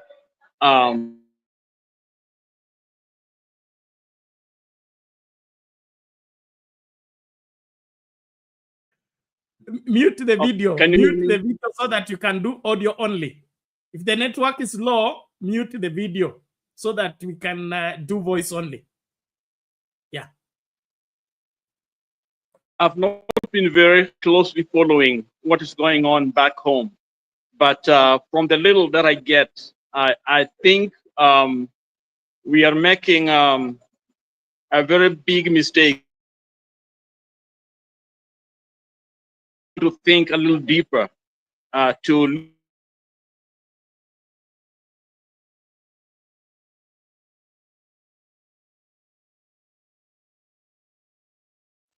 kill the Lala, we are losing you, sorry. Kwani Jamaica bado wako G2? What is happening?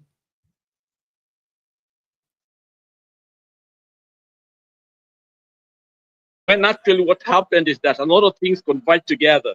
The anger from the past Baba time demonstration, the bad mistakes that were being right. So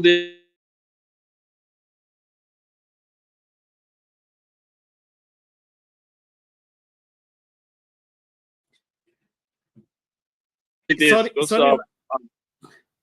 Reverend, we have a problem getting you. You are breaking, go silent, and then come back. We are losing words in between.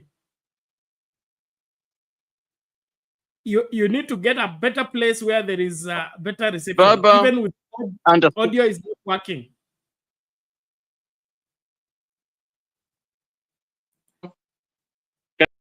Oh God. Sorry, Reverend Lala. I think you, unless you get a better place, the reception is very poor. We are not coordinating what you're saying. You are breaking and then come back. And in the process, we lose like 3-4 words before you resume. So it's counterproductive. Sorry about that. Nafikiria uchukue muda utafute mahali ambapo panafaa, and that means you will join us for the next show. In the meantime, I want to appreciate all of you for believing in Sound Candy Talk, supporting Sound Candy Talk, and participating in the show. Thank you very much. But please let us be agents of soberness, agents of proper, practical approach towards solving our problem. Let's not rubbish everything without checking what is all behind what we are rubbishing. The Bible says only a fool answers what he doesn't know. That's Bible. He answers what he has not heard. Okay. Have you had a conversation with somebody and then he cuts you because he thinks he knows everything you're going to say, and so he responds? The Bible is against that.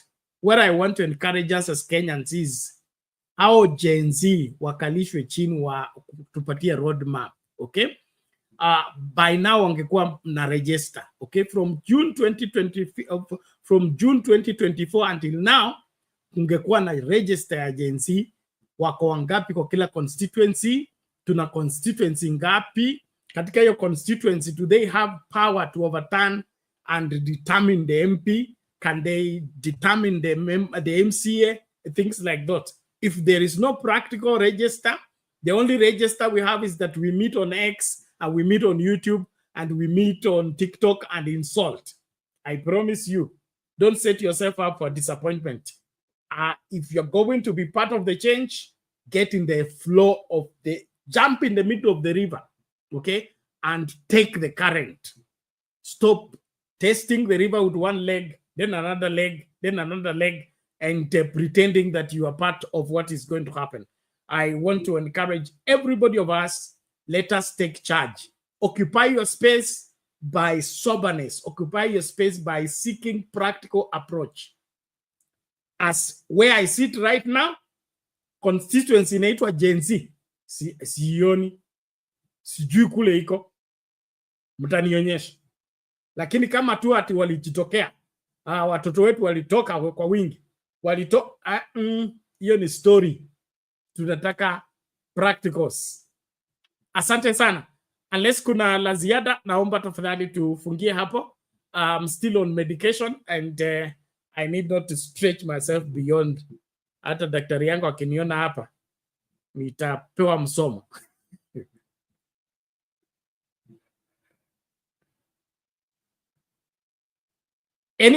Kuna la ziada mama ama Furaha tung'atuke? Okay, thank you very much. So, ladies and gentlemen, let's be on the phone. Yeah. All right. Furaha, you are saying? No, it's okay. It's okay. I'm done. Okay. Asante sana. So, let's please be on the forefront to support the program, support the channel, and don't forget Frank.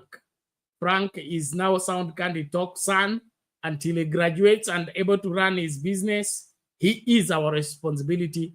Let's do our very best to ensure that hakuna story ya kufungiwa nyumba, hakuna story ya kulala njaa. Lazima apate maisha ambayo yanafaa. And then we want him to finish his studies, support him to start a good business, which will need to work with him so that he's able to stand on his own. So this is a long haul. It's not an impromptu or one-time support. It is a continuous program for the next 12 months or so. So please, tusilege. Asante.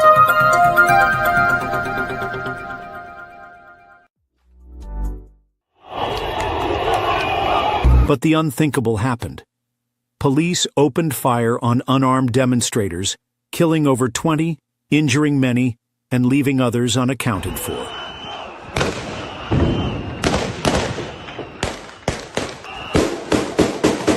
Frank was among the victims, hit by 6 bullets, yet by God's grace, he survived. After a series of life-saving surgeries, Frank can now walk again. But the bullets left a lasting impact. He can no longer perform heavy-duty jobs to support his grandmother.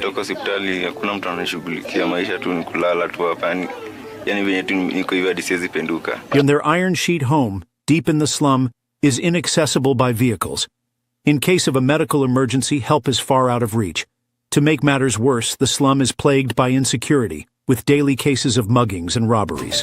Despite all these challenges, Frank dreams of finishing his education, learning a trade, and building a better life for his grandmother, the woman who has stood by him through every storm. This is where we need your help.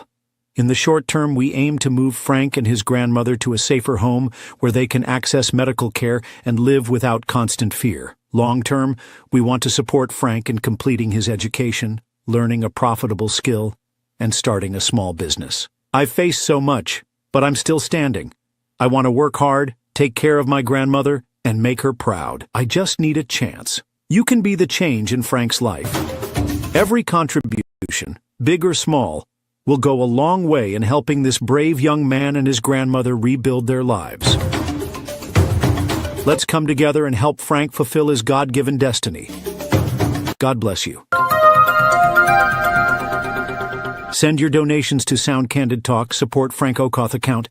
The link is in the description below. Together, we can make a difference. Don't forget to subscribe, like, share this video widely, and stay tuned for more inspiring stories on Sound Candid Talk.